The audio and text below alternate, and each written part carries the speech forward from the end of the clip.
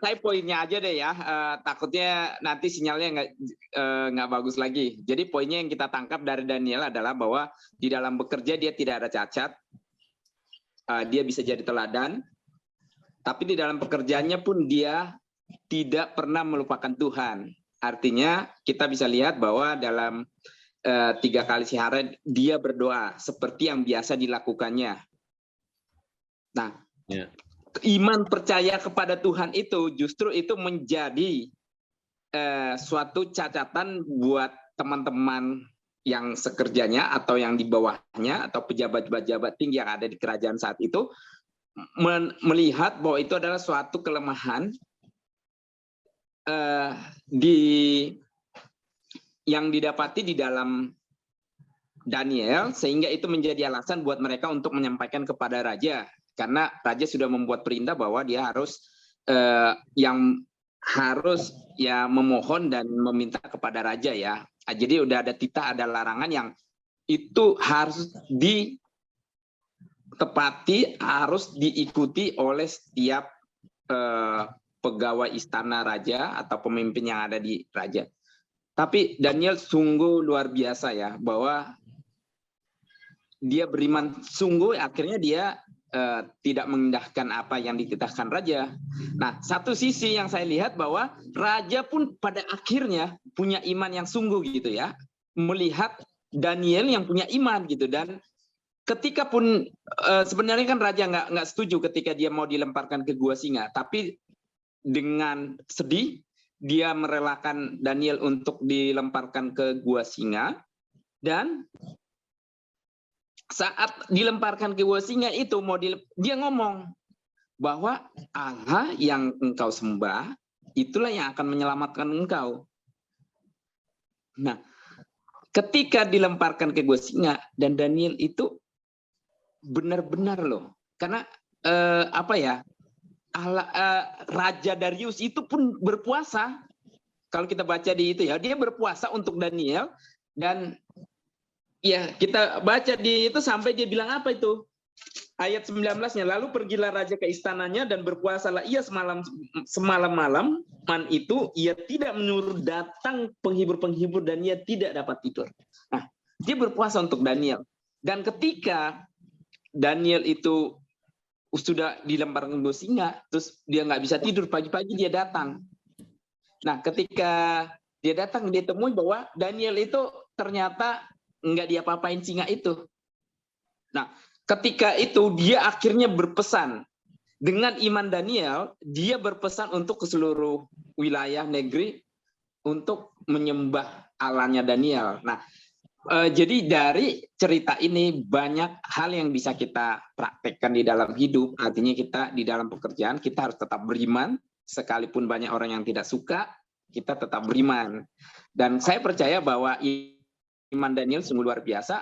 Apapun yang terjadi di bawah kolong langit ini semuanya ada dalam kontrolnya Tuhan. Jadi ya memang sih tidak mudah, tapi paling tidak Daniel ini bisa membantu kita, menolong kita supaya kita semakin teguh sih, Pak Hendy, semakin teguh percaya kepada Tuhan gitu. Ya, mungkin itu aja Pak Hendy, tambahan dari saya. Semoga bisa menginspirasi. Thank you. Oke, terima kasih. Benar-benar memberikan inspirasi sekali. Artinya kita tahu ya bahwa tadi dia disinggung kalau si Raja Darius itu sebetulnya kalau dipikir-pikir dia sudah punya iman loh. Kenapa dia mengatakan iman Allahmu yang dia sampaikan kepada Daniel lebih besar dari paling tidak menyelamatkanmu.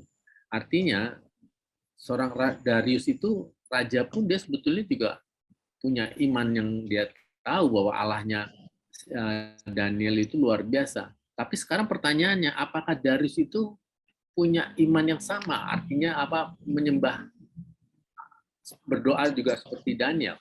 Ini perlu dipertajam dari teman-teman, mungkin bisa memberikan satu sisi lain, karena kalau kita pikir-pikir selalu kalau kita baca dari Daniel itu kan ada ahli-ahli pikirnya atau ahli-ahli yang menerjemahkan impian-impian raja gitu ya, tapi kok selalu kayak semacam kayak dibikin kayak sayembara gitu. Coba impian saya kayak gini, apa tuh terjemahannya? Selalu kok begitu Daniel yang menerjemahkan, ya membuat hasil yang lebih baik gitu. Tetapi rajanya itu sendiri tetap nggak percaya apa yang diimani oleh Daniel. Kesannya seperti itu dalam cerita itu ya. Bagaimana teman-teman melihatnya? Benar nggak saya? Atau mungkin dari teman-teman punya perspektif yang lain? Saya hanya menyambung dari apa yang tadi Pak Oscar sudah sampaikan, itu memang mencerminkan seperti itulah seorang Daniel. Silakan. Ini sengaja saya arahkan supaya kita bisa berkembang lagi, pembicaraan kita lebih luas lagi. Mangga, silakan. Ibu Lomangga nih biasanya suka ada perspektif luar biasa, Bu.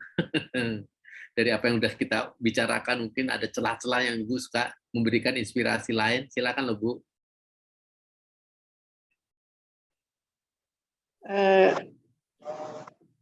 Dari mulai pasal waktu Raja Nebukadnezar, Raja Belsasar, sampai ke Darius ini, Ya. mengakui bahwa Allah Daniel Allah yang hebat, yang lebih hebat daripada dewa-dewa mereka. Betul. Mereka beriman, tadi seperti dikatakan oleh Pak Oscar. Cuma mereka tetap tidak meninggalkan dewa-dewa mereka. Jadi mereka beriman kepada Allah Daniel, tapi mereka juga percaya kepada dewa-dewa mereka. Jadi mereka semacam sinkretisme. Ya. Itu yang saya lihat kalau di sini. Jadi belum murni hanya mempercayai Allah Daniel. Mereka masih tetap memegang dewa-dewa mereka. Itu aja barangkali Pak. Oke, makasih Bu Lumangga. Ya, kalau memang akhirnya seperti itu, memang ternyata kejahatan manusia itu sampai sekarang mirip-mirip raja-raja Babel gitu ya, raja zaman-zaman waktu itu ya, artinya masih memiliki dualisme gitu loh. Ya, kita lihat bahwa dia beriman kepada ya Tuhan Yesus katakan, tapi satu sisi ada sisi lain yang kalau kita tahu ya, kita dapati ada sesuatu yang kadang-kadang kok tidak sesuai dengan jalannya Tuhan gitu. Tapi nanti deh, paling tidak kita coba kita bahas. Paling tidak itu korelasinya bahwa perikop ini masih relevan terhadap kehidupan kita sehari-hari. Masih ada figur-figur yang masih mendualisme dalam penyembahan kepada Allah. Iya, kita pun secara tidak sadar kadang-kadang begitu loh Pak. Betul sekali Bu. Setuju, sangat amat setuju. Kita percaya kepada Tuhan Allah, tapi kita pasti kadang-kadang lebih percaya kekuatan-kekuatan manusia, kekuasaan. Betul. Ya, salah satu contoh ya sekarang kayak umpamanya ada Omikron ya, ada virus-virus lain yang kadang-kadang digoreng sama media membuat kita lebih takut daripada medianya, daripada kita tidak takut sama Tuhan. Itu salah satu simpel ya. Itu termasuk pergumulan saya kadang-kadang baca di grup-grup nih, apa sih ini ada aja, nanti habis Omikron ada lagi delta-deltaan. Nah iya, kayak itu yang membuat kita kan kadang-kadang tahu ya, arahnya bisa seperti itu ya. Nah, kita harus bisa melihat nih benang merahnya tuh ke arahnya bisa ke sana gitu. Kalau kita bisa bersikap seperti Daniel, konsisten berdoa dan dia dan mengadakan kepada ke Yerusalem ya tentu. Nah ini nanti kita juga menggarisbawahi kenapa kok ada kata Yerusalem, itu mungkin teman-teman harus bisa memberikan pemahaman juga Yerusalem itu apa sih gitu. Itu kan tentunya satu pemaknaan tersendiri ya tentunya. Dari pencatatan di PL sampai PB itu selalu ada kata Yerusalem. Nanti bisa kita bahas lebih lanjut lagi setelah pembicaraan ini. Nah itu yang tadi saya bersyukur dan senang sekali tadi Bu Lumangga juga ada satu celah dari apa yang disampaikan dari sisi Bu Lumangga. Teman-teman lain lihat dari mana? Apalagi kekayaan dari perikop ini? Silakan. Pak, saya boleh ini enggak? Ayo dong, silakan. Ya seperti yang kita tahu kan sebelum Raja Darius ada kalau di dalam pemerintahan Persia itu kan waktu itu ada pemerintahan yang Kores itu kan. Nah, pas Kores itu kan itu membangun ada yang namanya tempat bait suci gitu kan Pak di dalam pemerintahnya. Nah, kenapa di Daniel ini sebenarnya ini kan kerajaan Persia ya. Kita lihat kan tadi para tua-tua yang tadi yang mau yang menuduh si Daniel taat berdoa kepada Tuhan gitu kan, taat berdoa. Kenapa? Istilahnya gini ya. Mereka itu juga kayak si Raja Darius ini menurut saya juga dibodoh-bodohin sama si mereka yang para siapa sih? Wakil.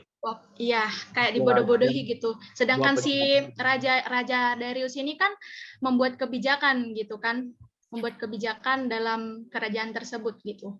Nah, masalah buat Daniel berdoa kepada Tuhan itu kan sebenarnya tidak apa-apa sih sebenarnya kalau menurut saya ya. Karena yang saya ketahui juga yang tapi nggak tahu ini benar apa salah. Sedangkan di zamannya Kores bahkan tempat ibadah itu dibangun gitu. Kenapa pas di zaman Darius pada para orang-orang yang wakil-wakil mereka tadi kayak gimana ya? Tidak mengizinkan gitu. Istilahnya mereka itu juga mengasap-ngasap isi raja ini sih menurut saya. Kayak gitu. Jadi kayak gimana ya? Kayak kalau misalkan dia kan bilang nanti membahayakan si raja ini gitu. Kalau misalkan si Daniel ini nggak dijeblosin ke gua singa gitu. Kayak gitu sih Pak menurut saya. Itu kenapa sebuah konspirasi menurut saya. Oke. Dapat nggak sih maksudnya? Iya, nggak apa-apa, ngerti. Intinya Vera, kayak gitu Pak. saya ngerti. Iya. Saya ambil intinya ya, Vera, dari apa yang Vera sampaikan. Jadi kita bisa tahu bahwa raja-raja itu dari Nebukadnezar ya, terus Beltasar sampai Darius itu. Kesannya memang raja-raja ini tidak punya hikmat ya. Hikmat itu selalu ya dengerin si para penasihat-penasihatnya dia gitu. Tapi ada satu penasihat yang luar biasa yaitu Daniel itu gitu ya kalau kita lihat ya. Dan kita tahu heran juga ya kalau dari perikop ini tadi masa sih seorang raja masih mau dihasut oleh petinggi-petinggi bikin satu maklumat atau satu pengumuman pokoknya yang tidak Allah menyembah Allah dia akan akan dihukum. Kok sesimpel itu dan dia cepat-cepat dia membisarkan kuat maklumatkan gitu itu. Kok kita pikir-pikir bego banget ya ini si raja ya mau aja didahasut gitu. Padahal raja loh itu kan kalau dipikirkan dia harusnya punya kedudukan lebih tinggi. Jadi ya itulah banyak pemimpin yang maaf kata tidak berkualitas dalam berpikirnya, tidak memiliki hikmat ya. Dan menurut saya juga kayak bertentangan gitu Pak dengan kebijakan kerajaan Persia pada pemerintahan Kores sama Darius. Sedangkan dalam pemerintahan Kores kan dibangun tuh tempat ibadah. Sedangkan di Darius para wakil-wakil mereka kayak nggak ngizinin buat Daniel untuk beribadah kepada Tuhan. Seperti itu Pak. Ya betul. Jadi memang masih dihasut lah bahwa masih tidak suka atau tidak populer yang didengung-dengungkan Allahnya Daniel itu luar biasa. Mereka masih lebih percaya kepada dewa-dewa yang mereka pikir seperti itu. Kelihatan itu ya yang saya lihat ya, Vera ya. Oke, thank you. Oke, yang lain. Jadi ini makin memperkaya nih. Kita tadi saya pikir juga apa yang mau dibahas, wah makin kaya. Jadinya semakin meluas apa yang kita bahas di sini.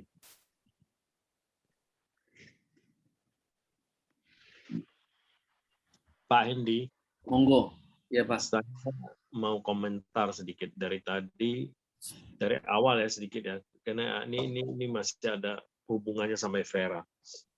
Jadi kita harus lihat bahwa Tuhan ini menyerahkan bangsa Yehuda kepada bangsa kafir nih. Jadi kepada pemerintahan kafir. Mulai dari Kasdim tapi ya bukan Kores ya, Vera, saya lurusin. Kasdim. Jadi jelas mereka adalah orang dunia. Orang dunia yang tidak sepaham dengan Tuhan. Mereka itu melawan Tuhan. Nah, tetapi Tuhan pakai untuk menghajar Yehuda. mendidik Yehuda, begitu kira-kira. Tetapi yang luar biasanya dari sekian raja itu yang kita udah dapatkan hampir pasti bahwa yang bertobat yang dipilih Tuhan itu Nebukadnezar. Bukan ada. Jadi dari kafir ini yang bertobat tuh Nebukadnezar. Dan kalau kita lihat semua raja-raja ini kenapa tadi Pak Vera atau Pak Hendy sudah menyinggung mereka tidak berhikmat, dibodoh-bodohi oleh pejabat-pejabat tinggi, wakil-wakil raja itu. Nah, sebenarnya bukan dibodoh-bodohin, tetapi mereka orang dunia yang senang namanya dipuji-puji, kesombongan, ketinggian hati, mau senang diangkat-angkat. Sama dengan Nebukadnezar, demikian juga Darius di pemerintahan Media Persia ini. Dia mau disembah sekali lagi. Jadi tidak boleh ada Tuhan selain dia yang disembah atau dewa-dewa berhalanya dia. Nah itu yang menjadi perlawanan untuk Daniel sebagai orang pengikut umat Tuhan, yang berlawanan imannya. Jadi sedikit lagi saya singgung lebih mundur lagi tadi yang disampaikan oleh Pak Oscar atau Ibu Lombongga. Jadi kalau Bu Lombongga tadi melihat bahwa mereka ini raja-raja ini beriman, saya belum meyakini sampai sejauh itu di dalam pemahaman saya. Tetapi yang saya tadi bilang pengecualian Nebukadnezar sudah dihajar Tuhan, hatinya hati binatang, baru rendah hati dipulihkan Tuhan. Dan dia benar-benar mengakui. Tidak seperti awal-awalnya. Nah, Darius ini sama seperti Nebukadnezar awal-awalnya kalau kita lihat. Perhatikan ayat 17, kemudian ayat 21, bagaimana sikap pernyataan dia. Waktu dia bicara soal Allahnya Daniel, dia bilang begini, di ayat terakhir 17. Allahmu yang kau sembah dengan tekun, dialah kiranya yang melepaskan engkau. Jelas di sini dia nggak mengimani, dia tidak menyembah kepada Daniel, Allahnya Daniel, tapi dia mengatakan Daniel Allah yang kamu sembah. Jadi dia tidak menyembah Allahnya Daniel. Ini saya mau membedakan di sini dia tidak beriman kepada Allah Daniel, Allah kita. Di ayat 21 lebih jelas lagi. Dan ketika ia sampai dekat gua itu, berserulah ia kepada Daniel dengan suara yang sayu. Berkatalah ia kepada Daniel, Daniel, hamba Allah yang hidup, Allahmu yang kau sembah dengan tekun, sekali lagi. Yang Daniel sembah dengan tekun, bukan dia sembah dengan tekun. Telah sanggupkah, nah ini kalimatnya, telah sanggupkah ia melepaskan engkau dari singa-singa itu? Menunjukkan bahwa memang dia tidak sepenuhnya bahwa Allah Daniel itu Allah yang hebat. Dia masih meragukan di situ. Telah sanggupkah? Suatu tanda tanya. Ya, bisa apa enggak tuh Allahmu tuh? Seperti itu kira-kira. Jadi itu yang saya mau soroti dulu, Pak Hendy.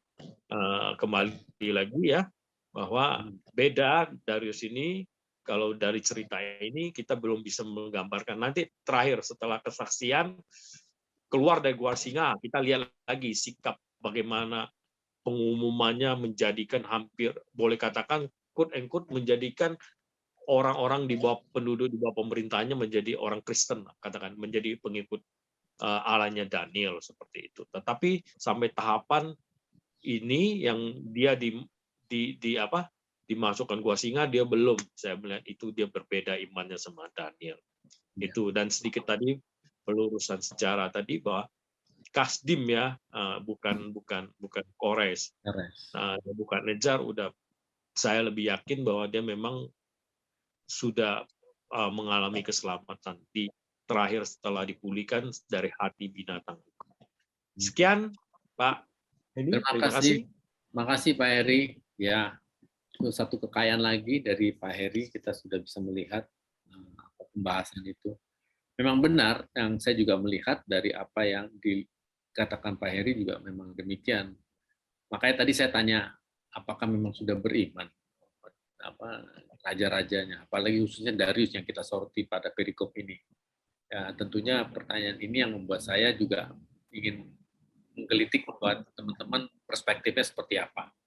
Tapi ya itu tadi, gongnya tadi juga sudah disampaikan oleh Pak Heri bahwa ada di ayat akhir. Sebelum sampai ke ayat akhir, tentunya ini masih ada waktu panjang, ini ada setengah jam lagi. Kira-kira ada teman-teman punya perspektif lain? Karena tadi dari aku sebentar ya, mungkin ini juga kita juga nggak tahu banyak nih kalau sekiranya masih tidak banyak lagi yang dilihat dari sisi ini. Oh, mungkin tadi saya juga bertanya mengenai Yerusalem. Mungkin teman-teman bisa membuktikan kenapa kok Daniel itu mengenadah ke arah ke Yerusalem. Apa sih itu Yerusalem? Ini kan juga disinggung, bisa kita lihat ya. Ya kita tahu ibu kota Israel sekarang. Zaman dulu tuh apa? Gitu. Kalau orang Islam kan kiblatnya ke Mekah. Iya, betul. Judaism kiblatnya ke Yerusalem. Iya, betul. Iya, itu dia. tentu itu ada makna tersendiri ya. Ya, kalau orang Islam mungkin kenapa Ka'bah, ya udah ceritain banyak bla bla bla bla bla. Nah, ini kalau dari sisi kita Kristen, Yerusalem tuh apa gitu. Lalu digambarkan sebagai tahta Allah, rumah Allah. Ya, mungkin itu salah satu yang bisa saya berikan kisi-kisinya, tapi paling tidak teman-teman punya pemahaman yang lebih tajam lagi, silakan loh. Pak Hendi, tambahan sedikit Pak Hendi. Enggak, silakan Pak Oscar. Tadi Pak aku mau menerutin apa yang di Pak Heri katakan tadi. Jadi kalau saya sih melihatnya bahwa Raja Darius ini sekalipun dia bolehlah mungkinlah kita katakan belum percaya, tapi setidaknya paling sedikit melihat apa yang dikerjakan Daniel dan kelihatannya dia ada sedikit percaya, atau boleh kita bilang kelihatannya dia terpengaruh loh dengan apa yang dengan kesetiaannya Daniel, dengan pekerjaannya, dengan keteguhan imannya. Nanti setelah ditarik dari gunung baru kita bawa dia membuat surat ini. Tapi saya mau baca di ayat 14 ya. Ayat 14. Lalu kata mereka kepada raja, Daniel, salah seorang buangan dari Yehuda, tidak mengindahkan tuanku ya raja, dan tidak mengindahkan larangan yang tuanku keluarkan. Tetapi 3 kali sehari ia mengucapkan doanya. Ayat 15-nya. Setelah raja mendengar hal itu, maka sangat sedihlah ia. Dan ia mencari jalan untuk melepaskan Daniel. Bahkan sampai matahari masuk, ia masih berusaha untuk menolongnya.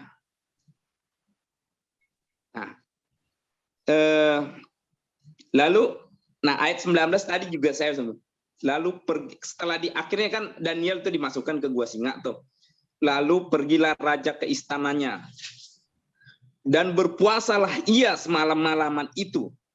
Ia tidak menuru penghibur-penghibur dan ia tidak dapat tidur.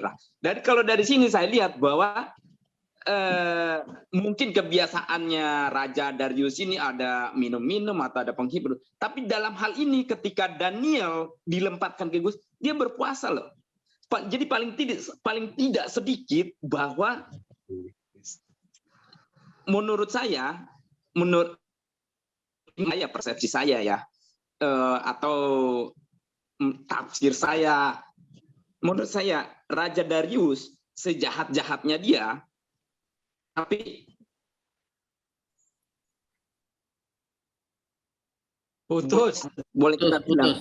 Putus.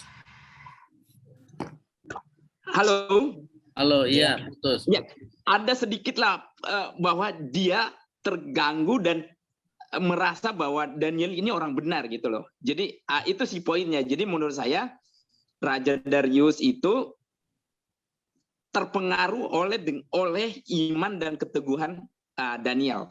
Itu aja sih. Thank you. Nah, ini menarik. Thank you Pak Oscar. Tadi kita tidak maksudnya untuk mempertajam persepsi ini, tapi paling tidak kita mau tahu sebetulnya kalau kita lihat tadi persepsi Pak Heri dan Pak Oscar, ini ada dua sisi yang saya lihat ya. Apakah tadi yang dikatakan maka sedihlah ia, ya bersedih itu karena sedih dia tuh memang melihat si Daniel itu memiliki ya karena dia sebagai dia orang yang benar, orang yang baik gitu ya taat itu artinya dia seorang figur yang inilah benar-benar disegani lah. Tetapi satu sisi apakah itu kalimat itu menandakan bahwa dia juga beriman? Ini memang timbul persepsi tersendiri. Memang ada poinnya dari Pak Oscar juga. Nah ini yang perlu kita tahu nanti dari hamba Tuhan kita nih ya, atau Pak Nesen atau Pak siapa nanti hari ini? Pak itu ya, Pak Slamet. Ya? Oke, Pak Slamet ya. Nanti bisa meluruskan dari apa yang kita bicarakan dari dua polarisasi ini. Oke, saya rasa itu yang saya tangkap, saya tampung. Terima kasih ya dari teman-teman yang sudah memberikan gambaran seperti ini. Tentu dari teman-teman ada lagi perspektif yang lain? Tambahin dikit boleh nggak, Pak? Monggo, lanjut Pak, masih ada waktu. Jadi aku sebenarnya mau lempar sebuah pertanyaan untuk diskusi. Kalau Pak Oscar tadi sedikit singgung Pak Oscar tadi terakhir statementnya sebenarnya tidak menyebutkan bahwa Darius beriman lagi, tetapi dia terpengaruh oleh imannya Daniel. Nah, itu menarik. Dengan dukungan bahwa dia hatinya sedih, dia nggak mau dihibur, dia berpuasa. Cuma saya mau bilang begini, berpuasa bukan tandanya dia orang Kristen, bukan tandanya dia penyembah Allah juga yang benar.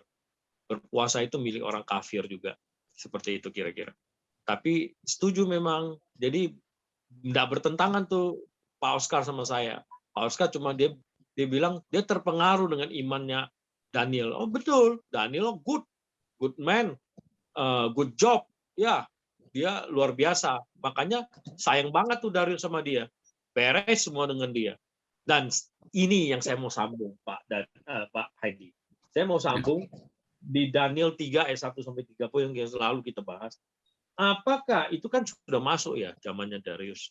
Apakah karena dia melihat juga 3 serangkai sahabat-sahabat Daniel yang dibawa ke dalam peleburan terus diselamatkan, ya dibawa ke dalam api perapian, tetapi selamat. Apakah juga Darius mulai melihat kebesaran Allah yang 4 orang ini sembah, Allah orang Yehuda, sehingga dia mulai menaruh simpati, melihat wah benar ya hebat Allahnya Daniel dan kawan-kawan. Nah, apakah mungkin sebelumnya dia sudah dengar tentang cerita itu Darius? Ya, apakah ini mungkin diskusi yang saya mau lemparkan. Apakah benar dan kira-kira apa?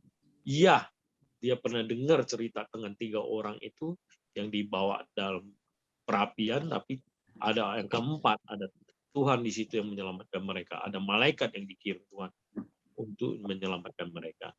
Dari situlah perilaku Darius kalau kita perhatikan dibandingkan Nebukadnezar, dibandingkan sama Belsasar, lebih manis terhadap anak-anak Tuhan, terhadap 4 sekawan ini. Itu Pak Andy. Terima kasih.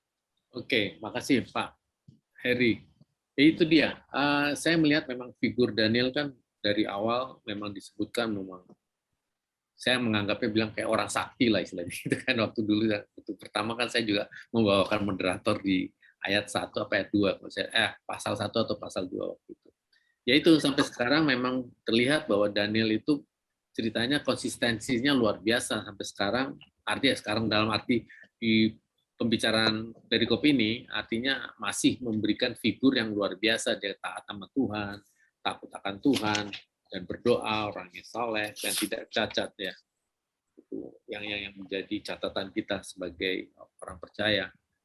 Tentu Daniel ini memang menjadi keteladanan yang bisa kita lihat bahwa di dalam hidup kita selama didera dengan berbagai macam problema, tentu tetap istilahnya cool, kalau bahasa Inggrisnya tuh tenang, nyaman gitu. Tetap apa dia imani dengan apa yang dia miliki dengan Tuhan. Nah, saya ingin melihat di kalimat yang tadi ya di dalam perikop ini. Saya melihat ada kata-kata raja memberi perintah dan memberi perintah. Lalu yang ayat 24 ya, raja memberi perintah lalu diambillah orang-orang yang telah menuduh Daniel dan mereka dilemparkan ke dalam gua singa, baik mereka maupun anak-anak dan istri-istrinya pun dilemparkan ke dalam gua itu dan diterkam oleh singa. Bayangkan luar biasa ya, artinya yang menghasutnya itu mungkin para suami, istri-istrinya, anak-anaknya itu dibawa pula, disikat habis gitu. Ini mencerminkan Darius tahu dari mana kalau dia tuh merasa dia memberikan apa ya istilahnya menuduh atau memberikan laporan palsu, atau bukan laporan palsu tapi paling tidak memberikan hasutan yang membuat dia merasa bersalahkah sehingga dia menghukum orang-orang yang menuding dia menghasut dia untuk mengeluarkan surat perintah itu. Kira-kira gimana dari teman-teman melihatnya? Artinya dia sadar bahwa ternyata gara-gara si Daniel ini selamat, artinya kok tidak diterkam oleh singa, sehingga itu menjadi kekuatan di mana Allahnya luar biasa, Allahnya Daniel. Terus dia kok tiba-tiba mengatakan berarti yang menuduh dia tuh orang yang nggak benar kan, artinya orang yang seperti peti-peti yang menghasut dia untuk suruh mengeluarkan titah raja itu. Gimana ngelihatnya?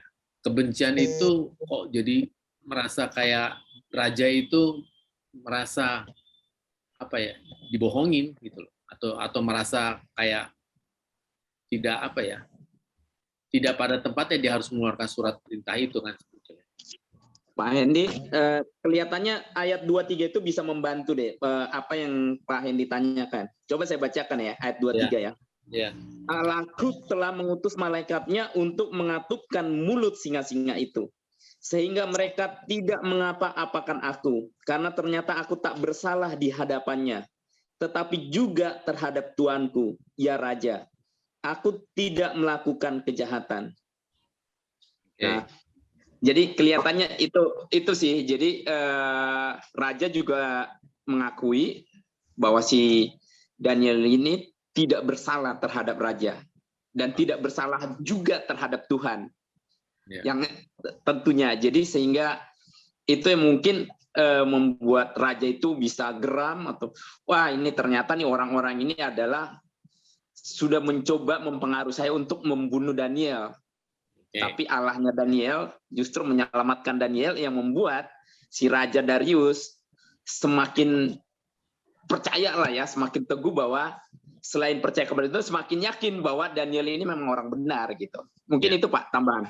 Oke, thank you Pak Ustadz. Ya, oke, thank you. Ya, itu boleh saya bisa terima dan kita tampung menjadi satu pemahaman.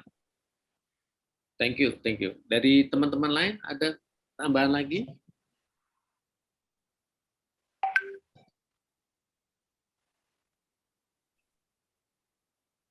Masih ada waktu 15 menit. Mungkin bisa kita voting lebih awal nih.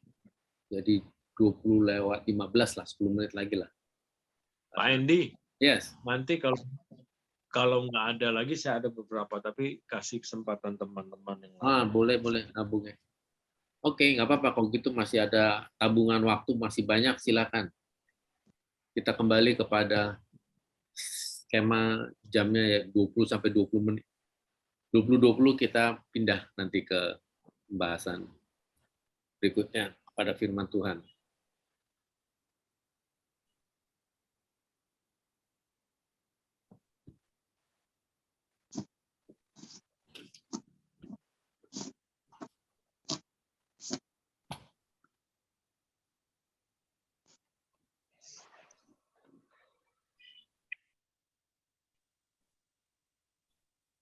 Pak Hendy.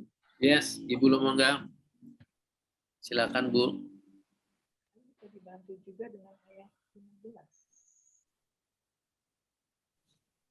Setelah raja mendengar hal itu, maka sangat sedihlah dia. Di ayat itu sudah kelihatan bahwa Raja Darius menyesal membuat aturan itu. Dia sudah merasa benar. Karena walaupun pejabat-pejabat yang lain melaporkan bahwa Daniel tidak menyembah dia, tapi menyembah Tuhan, dia malah menyesal telah membuat peraturan itu. Di situ kelihatan bahwa dia tidak benar, dia masih berusaha bagaimana caranya melepaskan Daniel. Ditambah lagi tadi dengan yang dikatakan Pak Oscar, lihat Putus-putus ya, Bu. Teman-teman lancar dengarnya atau putus-putus juga? Putus-putus juga, Pak. Oke. Putus. Oke. itu ayat 15, kedengeran? Iya, Ayat Bu. 15. Ya, 15, oke, 15 kenapa? Kelihatan bahwa Raja Darius sudah menyesal dia membuat peraturan itu. Dia salah membuat peraturan itu. Dan dia juga tidak laporkan bahwa tidak menyembah dia, tapi menyembah Tuhan. Dia nggak marah. Malah dia menyesal membuat peraturan itu. Artinya di situ dia sudah sadar. Kemudian Daniel mengatakan, saya tidak bersalah, raja juga tidak bersalah. Di situ dia makanya terus berbalik, semua yang melakukan, yang menuduh, yang berusaha menjebloskan Daniel langsung dimasukkan ke sebuah sini. Itu yang harus baik-baik. Putus-putus ya, Bu. Masih putus-putus. Saya tangkap sepotong-sepotong. Ayat 15 aja. Iya, ayat 15. Ya. Ayat 15 kan, tadi saya lihat, saya baca di sini. Oke, pada intinya apa yang saya dengar dari Ibu Lomongga bahwa raja itu pun juga menyesal. Tentu kita tahu ya bahwa sejahat-jahatnya orang atau sejahat-jahatnya raja itu masih punya rasa menyesal. Itu berarti kan dia memang sebetulnya ada niat baik, artinya punya perasaan orang itu baik. Apalagi dipengaruhi dengan keteladanannya si Daniel itu dan memiliki apa yang sudah dipancarkan oleh Daniel itu Allahnya luar biasa, sehingga dia merasa bahwa orang benar ini memang benar-benar patut untuk didengar dan ditiru atau diteladani gitu. Walaupun dia bukan seorang raja si Daniel ini, tapi rajanya itu bisa merendahkan hatinya untuk bisa melihat bahwa Daniel ini adalah sosok yang orang benar gitu. Jadi ini kita bisa lihat ya, sebejat-bejatnya orang atau sejahat-jahatnya orang, kalau lihat orang itu mempunyai role model yang takut akan Tuhan, dia juga bisa memberikan dampak kepada orang yang jahat. Jadi ini kelihatannya di situ yang kita bisa lihat benang merahnya. Nah, ini tentunya buat kita-kita yang sebagai orang Kristen kan selalu dituntut menjadi role model nih dalam kehidupan kita sehari-hari. Sehingga kebaikan kita, keteladanan kita betul-betul bisa dilihat juga oleh orang-orang sekeliling kita tentunya. Ini menjadi keteladanan kita. Oke, itu yang mungkin yang bisa saya kurang lebih saya tangkap benang merahnya dari Ibu Lomongga. Ibu Lomongga masih monitor? Masih ya? Suaranya nggak kedengaran putus-putus, tapi paling tidak sepotong-sepotong saya coba mengais-ngais dengan apa yang saya tangkap dari Ibu Lomongga, kira-kira seperti itulah.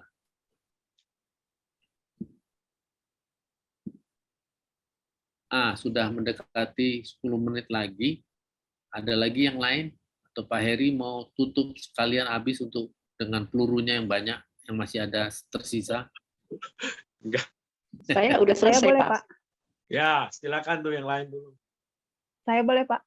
Boleh, silakan. Iya, sedikit saja sih. Ya, Kenapa Raja Darius ini bisa sayang itu sama Daniel gitu ya?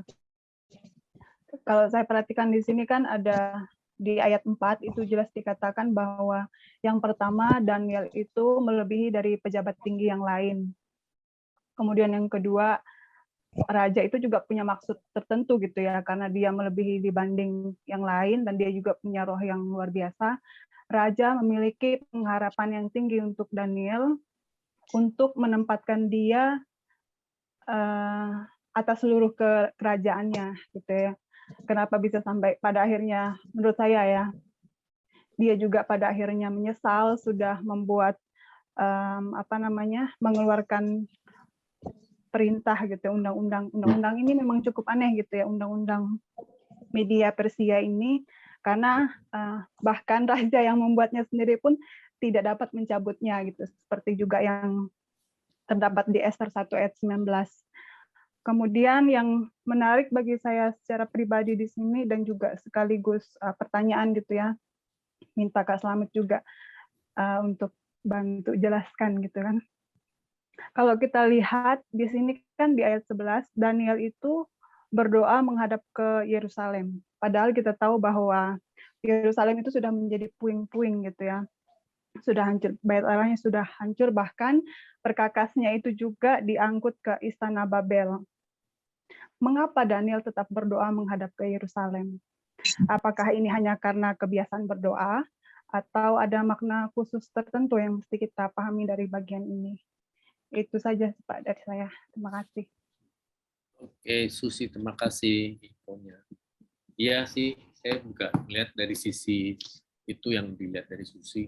Dan juga kalau lihat raja ini ya bego banget gitu ya, sangat amat bego gitu. Udah dia mengirim surat, sebetulnya dia punya kekuasaan, tapi untuk mencabutnya nggak punya kuasa, aneh lagi gitu. Dan pasti bisa diargumentasi malah anak pejabat-pejabatnya gitu. Kalau dilihat secara hierarkis kan, keabsolutan seorang raja itu kan luar biasa. Gitu. Ya, itu tadi hikmatnya. Ya maaf kata kok tidak memiliki kecerdasan yang sangat yang logis gitu. Ya dia takut selalu bersandar kepada penasehat-penasehatnya gitu loh. Artinya dirinya sendiri tidak pernah melihat bahwa punya kemampuan untuk bisa menandingi dari apa yang diopinikan oleh pejabat-pejabat itu sendiri. Penasehat-penasehat lagi. Penasehat itu kan tidak selamanya menjadi ukuran bahwa segala sesuatu yang dinasehati itu diikuti. Paling tidak kan raja sendiri juga bisa menimbang-nimbang ini benar apa enggak gitu ya. Tapi ditelan mentah-mentah ya menyesalnya juga, kita juga menyesali, bodoh banget itu raja gitu ya. Oke, saya rasa itu yang saya lihat dari sisi yang saya pahami. Kalau masih ada 6 menit sisa ini, 2014 kan 2020 kita masuk ya. Kira-kira Pak Heri masih punya peluru lain yang masih mau disampaikan? Ya, kalau Bapak Ibu teman-teman nggak ada, saya mau tambahkan sedikit. Kalau ada silakan, nggak apa-apa. Ada ya, lah. Benar-benar. Nih, saya kasih kesempatan loh. Sendiri yang ngomong, nggak enak. Ya.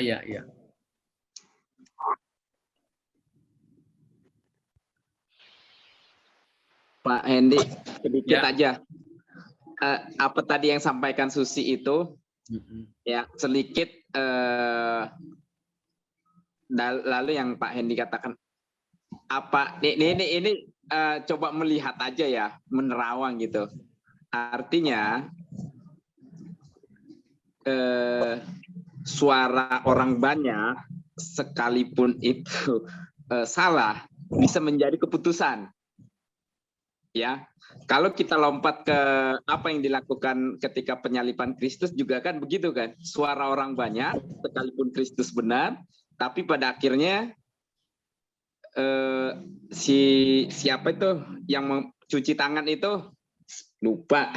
Pontius Pilatus akhirnya memberikan surat dan dia cuci tangan. Ya itu kalau lompatannya ya. Ya jadi kadangkala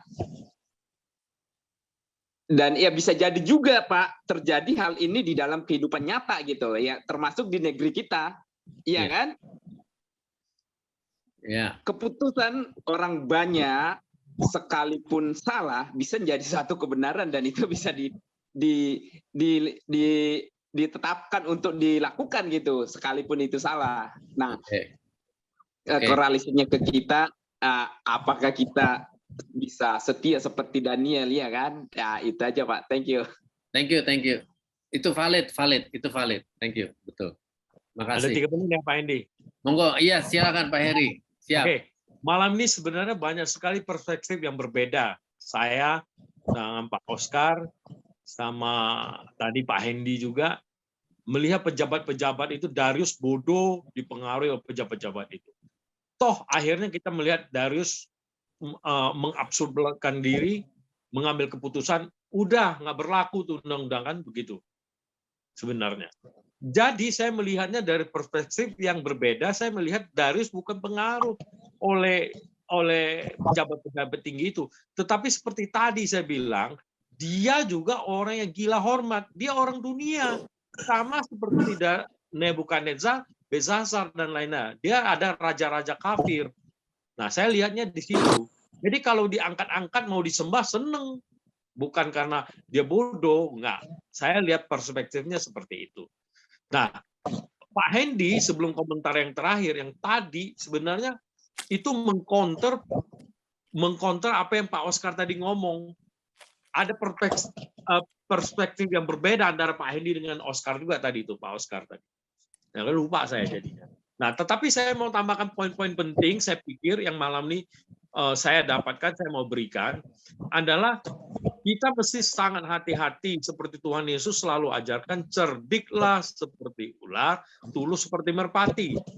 Orang-orang dunia ini dengan berbagai konspirasi selalu menjadi musuh ada di pihak iblis melawan anak-anak Tuhan. Kita harus hati-hati. Itu satu. Yang kedua, saya ingin sampaikan anak-anak Tuhan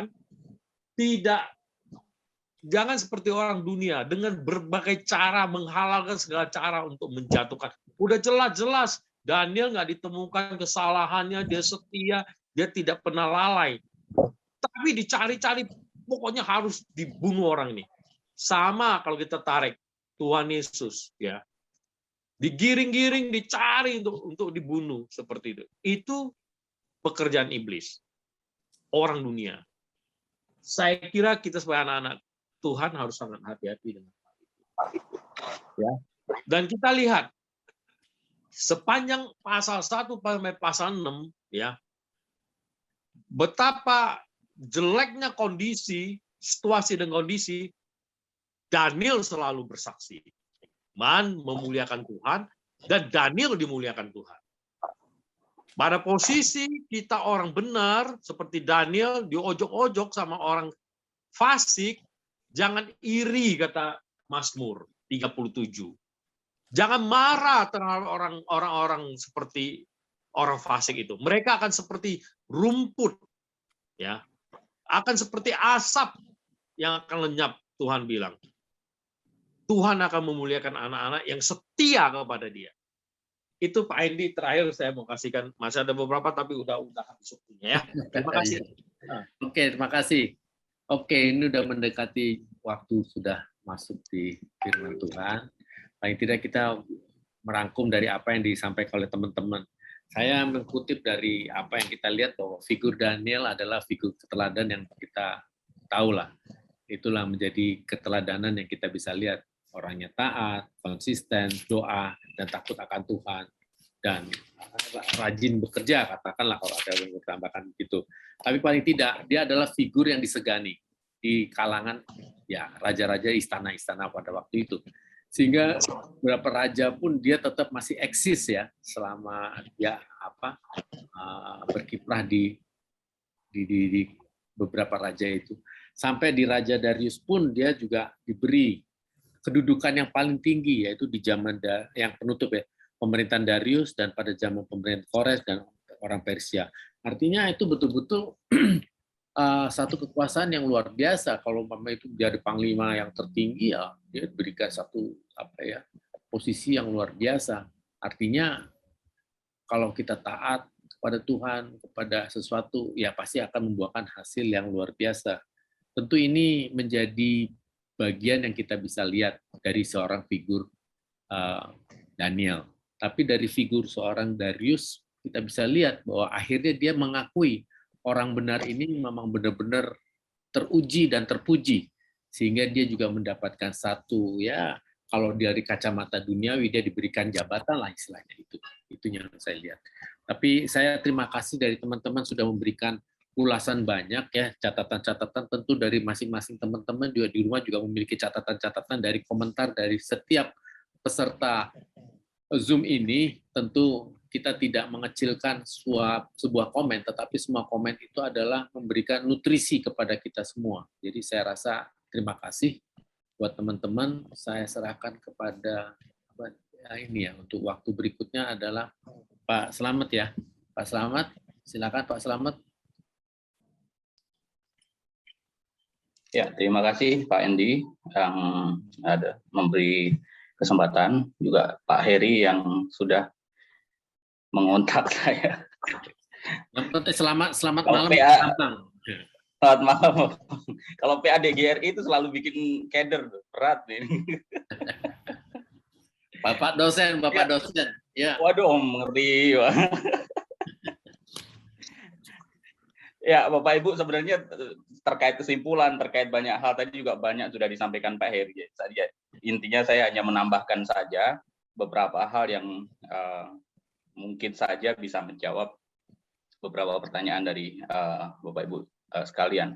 Bapak Ibu sekalian, saya pikir cerita tentang Daniel ini adalah cerita yang tadi seperti disampaikan Pak Hendy, ini sudah familiar sekali. Kita alur ceritanya sudah tahu, model ceritanya, siapa tokohnya, siapa yang berperan, semuanya sudah tahu. Dan seringkali juga kemudian kita sudah tahu kesimpulannya itu bakal kemana. Karena itu salah satu tantangan tersendiri kalau PA di Daniel 6 ini khususnya gitu ya. Nah, Bapak Ibu yang terkasih dalam Tuhan, saya mengajak kita kembali melihat dari beberapa plot-plot berikut. Pertama, saya melihat dari bagaimana keberadaan Darius awalnya, dan kemudian sampai kemudian dia ada rekonstruksi pejabat di Babel setelah 3 tahun ya. Bapak Ibu, Darius dikatakan sebagai orang media ya, menerima pemerintahan ketika berumur 62 tahun.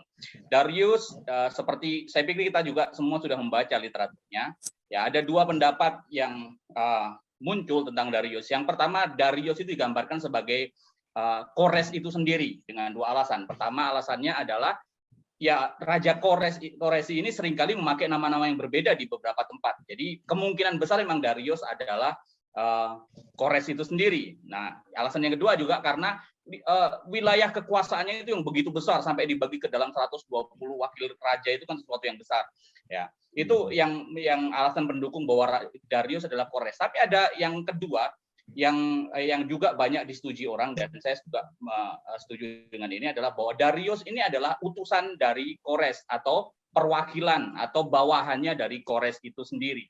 Nah, selanjutnya dikatakan bahwa nanti juga kita lihat ada alasan kenapa kita kok bisa menduga Darius ini adalah sebenarnya bawahan dari Kores sendiri. Nah, lalu kemudian ada Darius dikatakan sebagai Darius adalah orang media. Ya, Darius dikatakan sebagai orang media, tapi bukan dikatakan bahwa Darius ini adalah raja kerajaan media. Artinya, Darius orang media itu bicara tentang suku bangsanya Darius, kesukuannya Darius, bukan dia adalah kepala di kerajaan media itu. Ya, kemungkinan besar adalah media itu adalah salah satu bangsa yang gabung dalam peperangan melawan Babel ya. Seperti kita tahu ada alasan yang seperti ini. Babel itu kan bangsa yang kuat, bangsa yang besar ya, pasti juga akan sulit dikalahkan. Ya, karena itu Persia itu perlu menghimpun kekuatan ya. Persia perlu menghimpun kekuatan sebanyak-banyaknya supaya waktu nanti melawan Babel, dia bisa memenangkan perang, kira-kira seperti itu. Nah, salah satu kelompok, salah satu grup adalah ya kerajaan dari kerajaan Media tadi itu, ya penyatuan antara Persia dan Media. Nah, lagi Darius orang Media itu tidak menunjukkan bahwa Darius adalah rajanya dari kerajaan Media, tapi hanya menunjukkan kesukuan dari Media yang merupakan himpunan dari kekuatan yang melawan Babel tadi. Itu ada salah satu alasan. Nah, lalu kemudian Lion Newell seorang penafsir, seorang teolog, ini juga memberikan keterangan kepada kita bahwa Darius itu adalah bawahannya Koresi yang jabatannya itu disebut sebagai gubaru. Disebut itu sebagai gubaru. Gubaru itu kalau diterjemahkan ke Indonesia tidak ada kata yang tepat, misalnya bupati kah, gubernur kah, tidak begitu. Tapi dia ini lebih kepada orang yang berada di bawah raja dan mengepalai daerah-daerah kekuasaan tertentu yang kemudian ditunjuk oleh raja. Dan bahkan dia diizinkan untuk dipanggil dengan sebutan raja di wilayah daerah-daerah itu. Ya. Nah, lalu kemudian di pemerintahan Kores yang ketiga, yang 3 tahun pemerintahan Koresi, lalu kemudian mengangkatlah kira-kira 100, Darius ini mengangkat 120 wakil-wakil raja, dan kemudian dia juga mengangkat, ya, ada restrukturisasi pejabat di Babel, ya, dari pejabat lama kemudian Darius mengangkat pejabat-pejabat yang baru setelah dia sendiri diangkat dan mendapat jabatan sebagai gubaru tadi itu. Nah, setidaknya ada 120 wakil raja, ya. Dan kemudian di atas wakil raja ini secara struktural ada namanya pejabat tinggi yang mengepalai wakil raja. Nah, Daniel inilah masuk ke dalam pejabat tinggi tadi itu, ya. Apa itu wakil raja? Wakil raja dan apa kira-kira tugasnya, ya? Wakil raja kalau kita merujuk kepada Esra 4 ayat 13 dan Esra 4 ayat 22 itu bicara tentang sebenarnya mirip-mirip ayat yang disampaikan, kontennya dengan merujuk kepada wakil raja. Bahwa wakil-wakil raja itu ditempatkan pada suatu wilayah itu untuk menjaga keamanan, ya. Menjaga keamanan yang tugasnya bukan saja menjaga keamanan tapi juga menjaga kesetiaan, menjaga keutuhan kerajaan di tempat kerajaan-kerajaan yang sudah dikuasai oleh, misalnya dalam konteks ini adalah Persia, ya. Lalu kemudian supaya apa? Supaya tidak memberontak, ya. Supaya apa? Mereka tidak mengundurkan diri, ya, dari himpunan ini, ya, dari persekutuan ini. Lalu kemudian bukan itu saja, wakil-wakil raja ditempatkan juga untuk mengawasi pembayaran pajak, kemudian mengawasi upeti, lalu kemudian mengawasi jalur itu tadi persembahan kepada raja, ya, yang pada akhirnya kemudian akan diberikan kepada raja, dalam konteks ini adalah Koresi. Nah, Bapak Ibu yang terkasih, kemungkinan kalau dalam konteks kita ini tugas wakil raja itu mirip-mirip seperti duta besar, tapi dengan otoritas yang lebih, kira-kira begitu. Jadi dia itu sebagai representasi dari sebuah kerajaan di sebuah wilayah dengan ditambahin misalnya dia bisa melakukan beberapa hal terkait pajak dan keamanan di wilayah itu. Nah, lalu apa itu pejabat tinggi? Pejabat tinggi itu tugasnya adalah sebagai bertanggung jawab terhadap wakil raja itu, ya. Bertanggung jawab mengawasi, bertanggung jawab mengontrol wakil-wakil raja itu. Nah, dari sini Bapak Ibu, secara struktural misalnya dari raja, kemudian ada gubaru Darius, lalu kemudian ada pejabat tinggi dan wakil-wakil raja tadi. Nah, bicara tentang wakil raja, bicara tentang pejabat tinggi, Darius masuk ke dalam 3 dari pejabat tinggi yang ada. Jadi Darius masuk ke dalam pejabat ini, ya. Ini adalah sebuah sistem yang kemudian sebuah struktur yang dibangun oleh Darius untuk tujuan apa? Supaya kerajaan itu solid, kerajaan itu maju, dan kemudian meminimalisir potensi-potensi kerugian akibat misalnya pajaknya nggak dibayarkan ke kerajaan, kira-kira seperti itu. Nah, ya tentu saja mengelola sebuah wilayah yang sangat sulit, yang sangat besar akan sangat sulit kalau kemudian tidak ada distribusi kekuasaan, ya, distribusi wilayah. Kalau tidak ada kemudian delegasi tugas kepada orang-orang tertentu. Saya pikir ini sesuatu yang baik yang dilakukan oleh Darius. Nah, selanjutnya kita melihat bagaimana Daniel ada di sana. Tadi yang jadi diskusi kita adalah kenapa harus Daniel? Kira-kira seperti itu, ya. Kenapa kok Daniel itu dipilih, ya? Ya, Daniel dipilih sebagai salah satu pejabat tinggi, ya. Bahkan Darius akan mempromosikannya ke dalam jabatan yang lebih tinggi lagi di antara pejabat tinggi tadi, ya. Darius akan diangkat untuk membawahi mengontrol, mengkoordinir, Menko lah kira-kira. ya, pejabat-pejabat tinggi yang lain, ya. Seringkali begini, kenapa harus Daniel, ya? Tidak adakah kira-kira kemudian pejabat lain? Dan ini juga yang kemungkinan adalah ditanyakan para pejabat yang memprotes Daniel, yang tidak suka, tidak setuju dengan Daniel, ya. Di benak mereka ya, kira-kira mengapa Daniel orang tawanan itu yang harus dipilih oleh Darius, ya? Ya, saya ini berandai-andai kemungkinan besar, ya, mungkin menjawab pertanyaan rekan-rekan juga, kemungkinan besar ya Darius ini pun sudah mendapat laporan yang banyak tentang siapa Daniel dan kawan-kawannya, sepak terjangnya, track record-nya. Saya pikir sudah mendapat laporan, ya, termasuk peristiwa besar yang populer yang ada di Babel dan kemudian sekarang di wilayahnya Darius. Ini sudah pasti menjadi catatan-catatan besar, karena peristiwa besar nggak mungkin tidak diceritakan. Jangankan di sebuah kerajaan besar, kita di Jawa, kita di Indonesia saja ada istilah tutur tinular. Kalau sesuatu ada punya cerita tertentu, lalu kemudian cerita itu kita tuturkan ke anak kita dan berlanjut. Apalagi ini sebuah cerita mujizat yang besar, ya. Tentu saja itu akan diturunkan kepada penerus-penerus kita atau anak-anak berikutnya. Jadi bisa jadi menjadi sebuah rahasia umum, ya. Nah, kita lihat Bapak Ibu, kenapa sih kok Daniel dipilih oleh Darius? Saya pikir selain bicara tentang track record-nya, tapi juga tadi juga disampaikan bahwa ada roh yang luar biasa yang dimiliki oleh Daniel.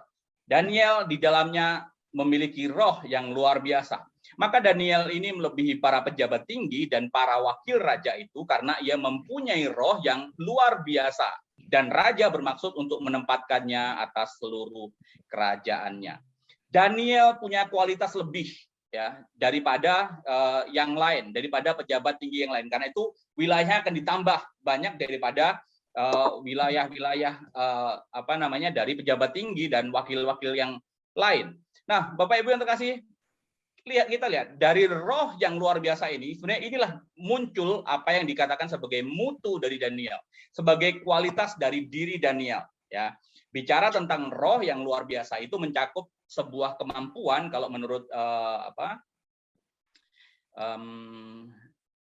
salah satu penafsir, Lain Newell, itu bicara tentang kemampuan, bicara tentang hikmat, bicara tentang sikap, dan juga sifat yang include ada di dalam Daniel. Jadi segala sesuatu yang sebenarnya sangat dipengaruhi oleh bagaimana kehidupan kerohanian dari Daniel itu sendiri. Ya, ada kemampuan, ada hikmat, ada sikap, dan kemudian sifat Daniel. Nah, karena itu Daniel unggul dalam hal-hal tersebut. Ya, dan kemudian Raja Darius tentu saja sudah memperhatikan itu semua, dan karenanya dia bermaksud menempatkan Daniel atas seluruh kerajaannya. Nah, Bapak Ibu yang terkasih dalam Tuhan, ini bukan orang yang memiliki rohani baik akan kemudian memiliki kinerja yang baik. Ini bukan menjadi sesuatu barang yang asing bagi kita tentu saja. Seperti sering diajarkan oleh Pak Bigman. Seringkali Pak Bigman dengan gayanya yang bertanya, kalau orang itu beriman, ya, kalau orang itu takut akan Tuhan, kalau orang itu setia kepada Tuhan, kalau orang itu menjalankan kehendak Tuhan dengan baik, apakah orang itu akan rajin atau tidak? Pak Bigman sering berkata, kalau orang itu beriman, apakah orang itu akan malas atau tidak? Kalau orang itu beriman, orang itu akan bekerja serius atau tidak? Kalau kemudian orang itu beriman, orang itu akan santai-santai saja atau bekerja optimal. Nah, Bapak Ibu, sudah pasti kita bisa langsung menebaknya. Orang yang beriman pastilah orang yang rajin dalam bekerja. Dan orang yang loyal, yang setia kepada Tuhan dan tuannya. Dan saya pikir juga memiliki kinerja yang optimal, ya, dengan sepenuh hati, dengan semaksimal mungkin yang bisa dikerjakan, yang dia mampu kerjakan. Nah itulah yang menjadi alasan kenapa Darius ingin mempromosikan Daniel, ya. Nah, saya pikir hal seperti ini juga bisa terjadi dalam konteks kita masa kini bahkan, ya. sayangnya adalah orang itu ingin kemudian berebut promosi, tapi tidak diikuti dengan kualitas dirinya. Ya, maunya singkat, instan, pengen cepat, tapi tidak dibuktikan dengan upaya peningkatan diri. Kalau kita lihat Daniel selama kurun waktu 80 tahun umurnya, atau setidaknya 60 tahun dia di pembuangan, dia menunjukkan kualitas-kualitas itu. Jadi bukan dalam waktu yang singkat. Ya. Nah, lalu kemudian di bagian-bagian ini kita juga melihat bagaimana lalu kemudian muncul kecemburuan dari rekan-rekan sekerja Daniel, kira-kira begitu. Ya. Kecemburuan yang didasarkan seringkali kepada kalau kita lihat kepada kebencian kepada Daniel itu sendiri. Ya, kalau kita membaca dari ayat yang ke-14, ya, kita melihat bagaimana pernyataan ini betul-betul mendiskreditkan Daniel. Daniel itu orang buangan. Ya, setidaknya ada dua hal lah. Pertama, dia menyebut Daniel itu orang buangan. Dan kemudian indikasi yang kedua adalah Daniel itu sudah tua. Ngapain sih pilih-pilih orang yang sudah tua? Sudah 80 tahun, 82 tahunan kira-kira. Ya.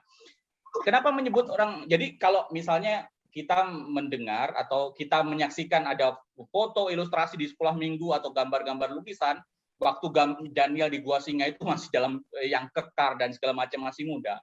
Nah, itu kira-kira ilustrasi yang kurang tepat karena Daniel pada waktu di Gua Singa ini usianya kira-kira sudah 82 tahun. Kalau kita lihat, seperti kita tahu bahwa waktu kemudian sekitar tahun 605 itu Daniel dan kawan-kawannya itu diangkut ya dari Yerusalem kemudian ke Babel.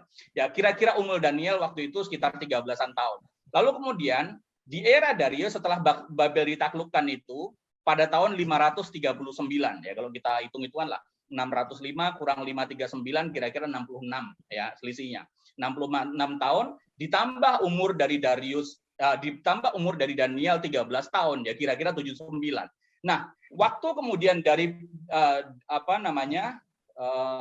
dari pemerintahan Koreshi dan ke Darius itu kira-kira ada sekitar 3 tahunan ya, sampai kemudian restrukturisasi yang dilakukan oleh Darius tadi itu.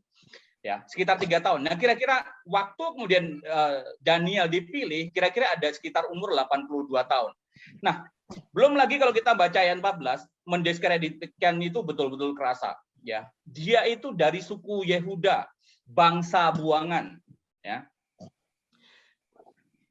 Kalau kemudian kita mendekati juga dari sisi kebalikannya ya, kita ini orang asli loh, kenapa sih nggak pakai orang asli kira-kira begitu ya. Coba kita baca ayat 14. Lalu kata mereka kepada raja, Daniel, salah satu seorang buangan dari Yehuda, tidak mengindahkan tuanku, ya raja, dan tidak mengindahkan larangan yang tuanku keluarkan. Tetapi 3 kali sehari ia mengucapkan doanya. Lihat, Daniel disebutkan sebagai orang buangan.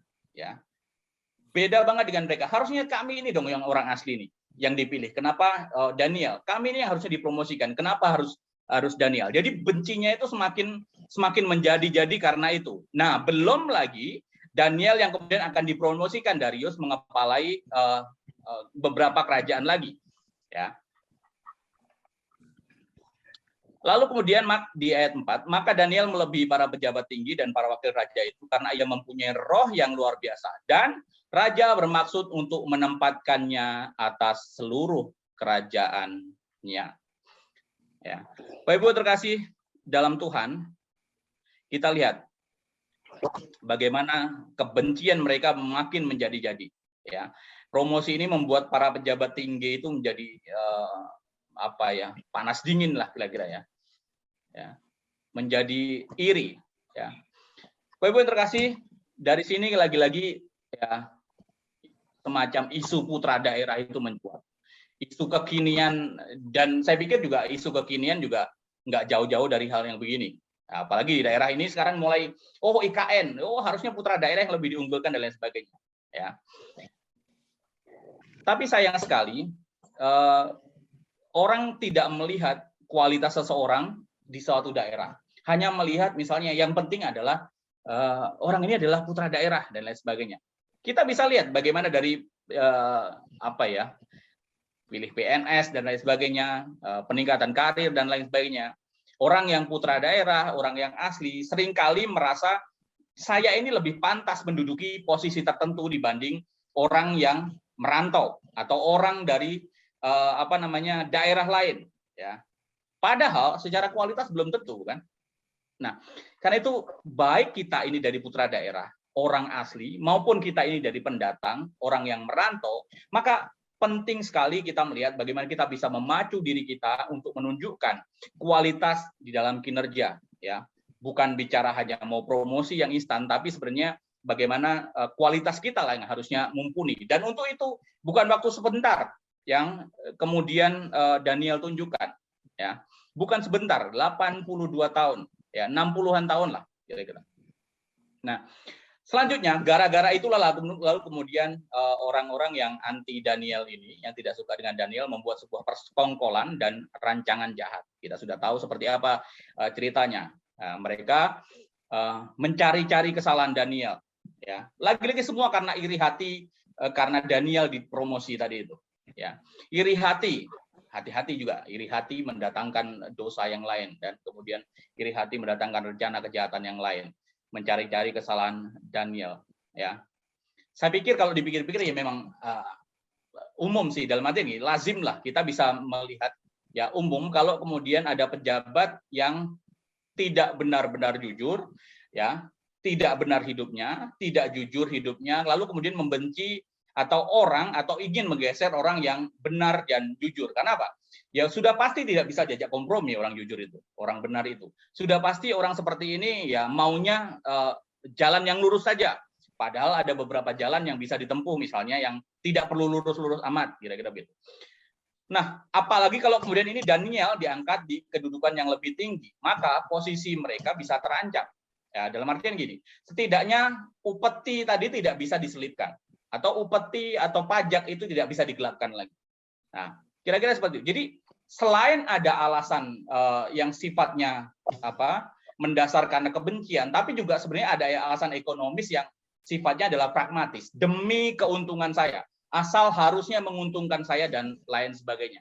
Nah, Bapak Ibu yang terkasih dalam Tuhan, lalu kemudian mereka mereka-rekakan sesuatu dan kemudian mencoba mencari-cari alasan. Ada dua hal kalau saya melihat. Pertama, mereka mencari kesalahan yang sifatnya sebenarnya objektif. Dalam artian gini, dia mencari-cari kesalahan di mana Daniel memang menggeluti itu, ya. Di dalam pekerjaannya Daniel, ya, saya pikir ini mencari kesalahan-kesalahan yang sifatnya objektif, mencari coba menyelidiki secara teliti pekerjaan Daniel, apakah ada kesalahan, apakah ada kelalaian dan lain sebagainya.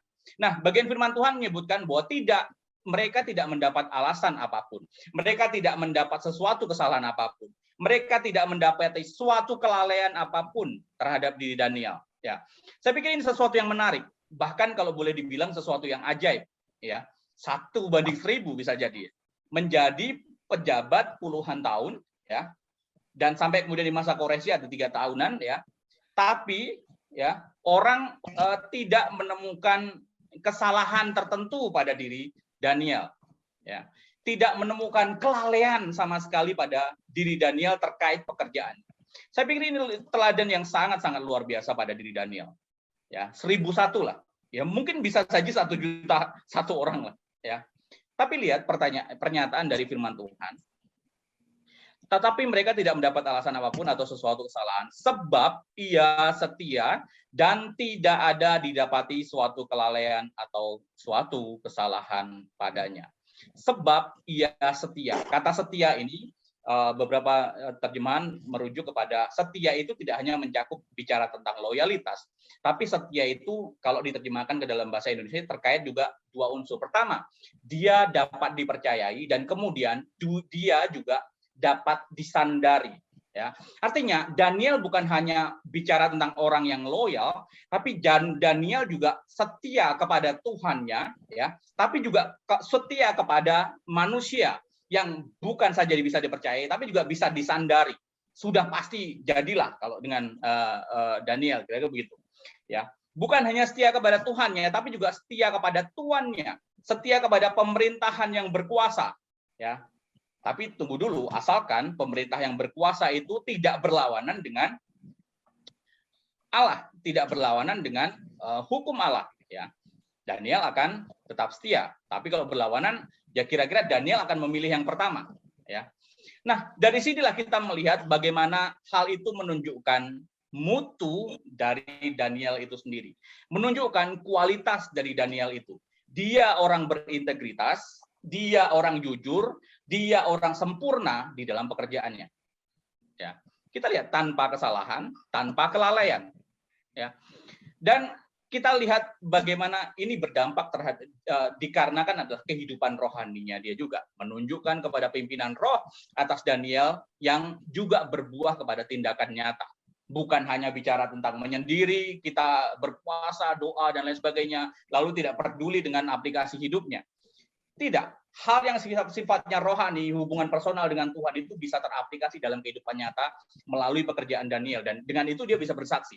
Ini saya pikir sesuatu yang luar biasa. Nah, karena mencari kesalahan yang kalau saya sebut tadi sebagai kesalahan-kesalahan objektif itu tidak menemukan, lalu mereka mencari kesalahan yang sifatnya subjektif. Ya. Mereka itu merasa tidak akan mendapat suatu alasan atau dakwaan terhadap Daniel kecuali dalam hal ibadahnya. Kecuali dalam hal ibadahnya. Nah, lagi-lagi ini bicara tentang ibadahnya ini sebenarnya bukan karena Daniel bermasalah dalam ibadahnya, lalu kemudian bisa dilaporkan, bukan seperti itu. Bukan berarti karena iman Daniel yang bermasalah kepada Tuhan, lalu kemudian bisa dilaporkan. Tapi hanya karena iman Daniel itu memang berbeda dengan mereka. Ya, karena ketaatan Daniel kepada Allahnya yang membuat berbeda dengan mereka. Karena iman Daniel yang tidak bisa digoyahkan itulah yang membuat berbeda dengan mereka. Nah, saya mengajak kita menyoroti kata ibadah. Ya, kata ibadah itu bukan sekedar bicara tentang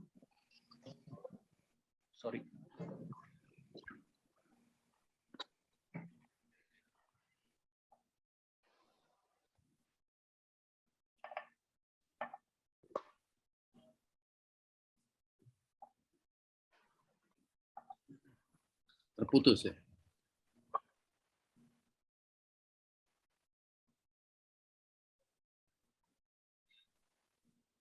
Hilang, Pak. Hilang ya, bentar putus. Maklum, ngabang soalnya.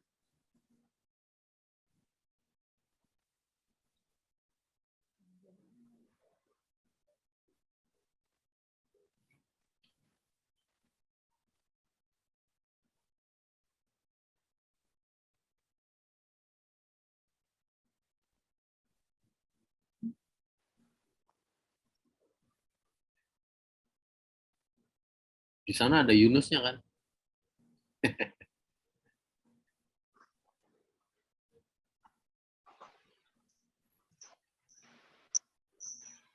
Putus ya.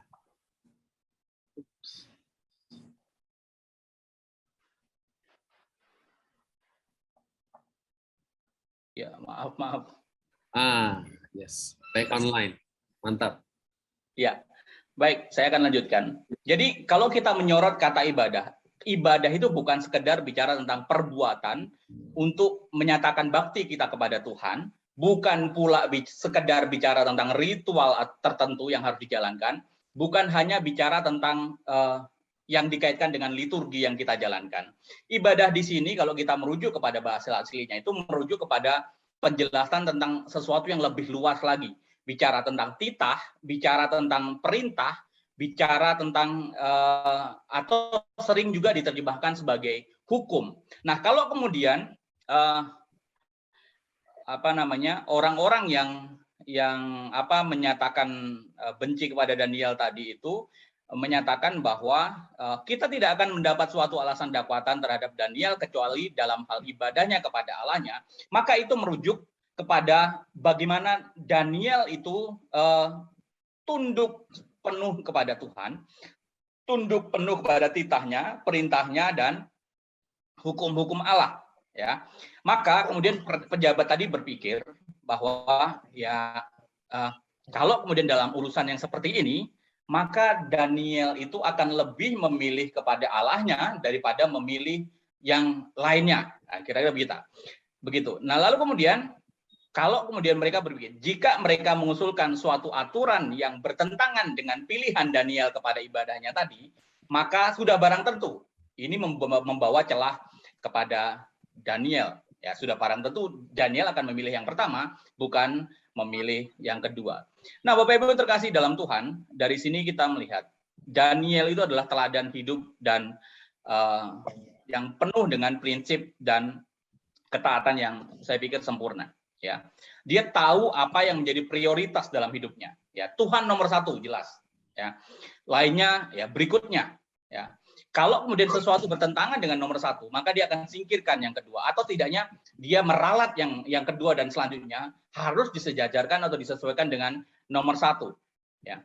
Daniel itu adalah tipe orang yang setia, yang loyal, tapi loyalitasnya itu bukan kepada sesuatu yang tidak benar. Dia betul loyal kepada Tuhan, dia setia kepada dan bisa disandari setia kepada tuannya. Tapi kalau kemudian tuannya itu bermasalah dengan yang nomor satu tadi, maka dia harus menyesuaikan diri dengan yang nomor satu, kepada Tuhannya, bukan kepada tuannya. Nah, Bapak Ibu, bagaimana kita mengimplementasikan hal ini? Ya, teladan Daniel dalam hidup kita, ya, dalam pekerjaan, dalam pelayanan. Saya pikir ini sesuatu yang penting, karena ya di era yang seperti ini seringkali kita sering hidup itu di area abu-abu.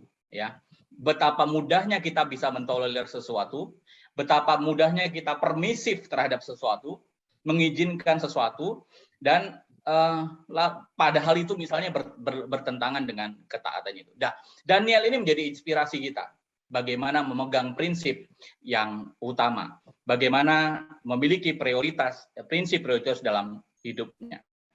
Nah, Bapak selanjutnya, setelah kira-kira mendapat ide tadi itu, kemudian mereka bergegas menemui Darius dan mengusulkan sesuatu kepada Darius. Lagi-lagi kita semua sudah tahu apa yang diusulkan. Tadi sudah banyak dibahas.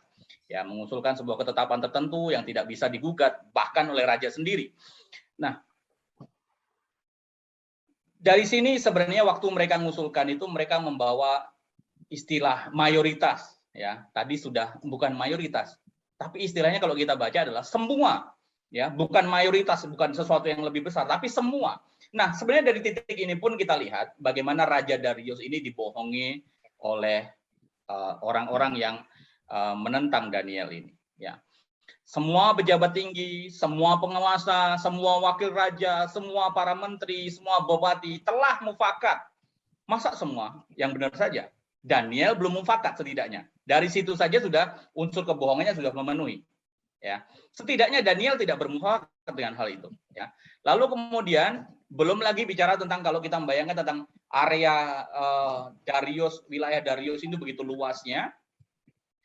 Lalu kemudian apakah mungkin bisa menjangkau semua dan pejabat-pejabat yang ada kemudian bisa tercover, kira begitu. Ya, apakah mungkin bisa menjangkau 100 lebih wilayah dan pejabat-pejabat yang ada, ya, dalam kurun waktu yang singkat misalnya, ya. Karena itu ya semua itu adalah sesuatu yang bohong, ya. Pasti hanya akal-akalnya saja. Setidaknya yang ada hanya di kota Babel itu sajalah, ya. Boleh jadi ya hanya beberapa orang saja dari golongan mereka saja, atau bisa jadi memang ada beberapa orang yang ngumpul diajak ngomong tentang hal itu, tapi mereka sendiri nggak tahu apa yang sedang dibicarakan. Mereka sendiri mungkin hanya ikut-ikutan saja, ya. Dan ya pada akhirnya ya masuk dalam lingkaran itu.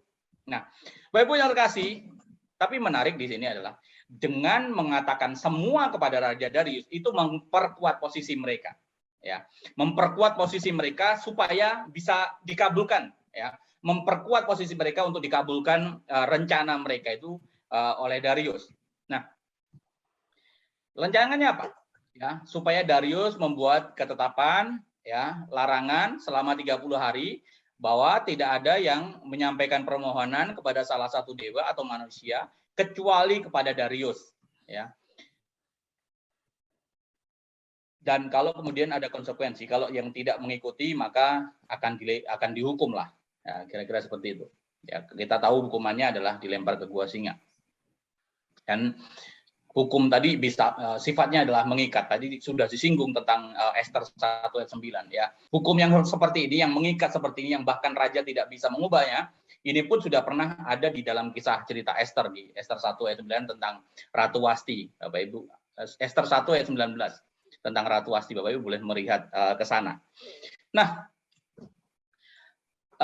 dari sisi bagaimana Darius ini menyetujui, dari sini saya mengutip dari pendapat Bu Inawati Teddy, ya dosen PL di STTRI, bahwa ketetapan Darius ini menunjukkan, ya, ketetapan yang disetujui Darius ini menunjukkan bahwa sesungguhnya Darius tadi itu ini meneguhkan bahwa Darius ini bukan orang nomor 1, tapi Darius adalah orang nomor 2, ya. Jadi Darius bukanlah Koresi, tapi ya Darius anak buahnya Koresi, ya. Orang 2 yang kemudian diberikan kekuasaan di wilayahnya, ya. Nah, kira-kira Bu Inawati menjelaskan seperti ini. Umumnya orang yang ada di kedudukan nomor 2 suatu ketika pasti merindukan, ya, ingin menjadi nomor 1. Lalu kemudian ya setidaknya sesekalilah menjadi orang nomor 1, ya, apalagi kalau kemudian itu permanen, kira-kira, ya, tidak lagi menjadi nomor 2 tapi nomor 1. Menjadi raja yang penuh, menjadi raja yang utuh, ya, itu sesuatu yang menjadi cita-citanya dia, bukan? Nah, karena itu keinginan untuk menjadi raja yang penuh, yang dikagumi, yang dihormati, yang ditakuti, semua tersentral, terpusat padanya, itu menjadi kerinduan Darius juga. Dan ini juga tadi sudah disinggung oleh Pak Heri, itu manusiawi, ya, kemanusiaan orang duniawi ya seperti itu, ya. Lalu kemudian kalau kita merujuk kepada ketetapan, nah ketetapan yang dikeluarkan, ya, tadi itu kira-kira bisa memungkinkan Darius itu merasakan ada di posisi puncak itu. Ya, saya kira-kira membayangkannya begitu. Waktu dikatakan semua pejabat, ya semua pejabat tinggi sudah sepakat dan lain sebagainya. Darius itu seperti mendapat angin. Wah, ini semua orang sudah loyal kepada saya ini. Semua orang sudah mendekat kepada saya. Oh, udah dapat sokongan nih. Saya dapat dukungan nih, ya. Lalu kemudian di dalam benaknya kalau kemudian coba mendramatisir, ya, wah, keinginan saya untuk menjadi nomor 1 ini kira-kira pelan-pelan akan terwujud nih, ya. Maka impian menuju puncak tadi ya tinggal selangkah lagi, bukan, karena semua orang sudah banyak yang mendukung dia. Ya setidaknya indikasinya melalui ketetapan yang disampaikan oleh mereka dan akan disetujui oleh Darius. Nah, lalu kemudian ya dengan ini seperti kita tahu, dengan ketetapan itu, setidaknya dia bisa menjadi orang nomor 1 selama 30 hari, bukan? Menjadi orang yang puncak selama setidaknya 30 hari. Bukan hanya raja sehari, ini raja 30 hari. Ya, berada di posisi puncak. Nah, seperti kita tahu juga Darius kemudian mengabulkan permintaan orang itu, dan ya karena tadi itu mungkin karena merasa tersanjung oleh kehormatan yang diberikan oleh mereka kepada Darius. Nah, saya sekali lagi mengutip dari Line Newell, bagaimana dia berbicara tentang banyak literatur dari sejarawan kuno menghormati raja mereka sebagai wakil dari dewa adalah sesuatu konsep yang umum dari bangsa Persia. Jadi waktu mereka memposisikan Darius seperti ini, mereka sedang memposisikan Darius itu sebagai wakilnya dewa di dunia. Ya, dan ini umum untuk mengangkat. Dan seperti kata Pak Heri tadi, Darius itu memang senang digitukan. Ya, sama seperti orang dunia, raja dunia yang lain juga senang digitukan. Ya, diposisikan sebagai wakilnya dewa. Ya, bukan saja menjadi orang nomor 1 seperti yang dicita-citakannya, tapi juga lebih tinggi lagi menjadi wakilnya dewa di dunia selama 30 hari. Ya, selama 30 hari.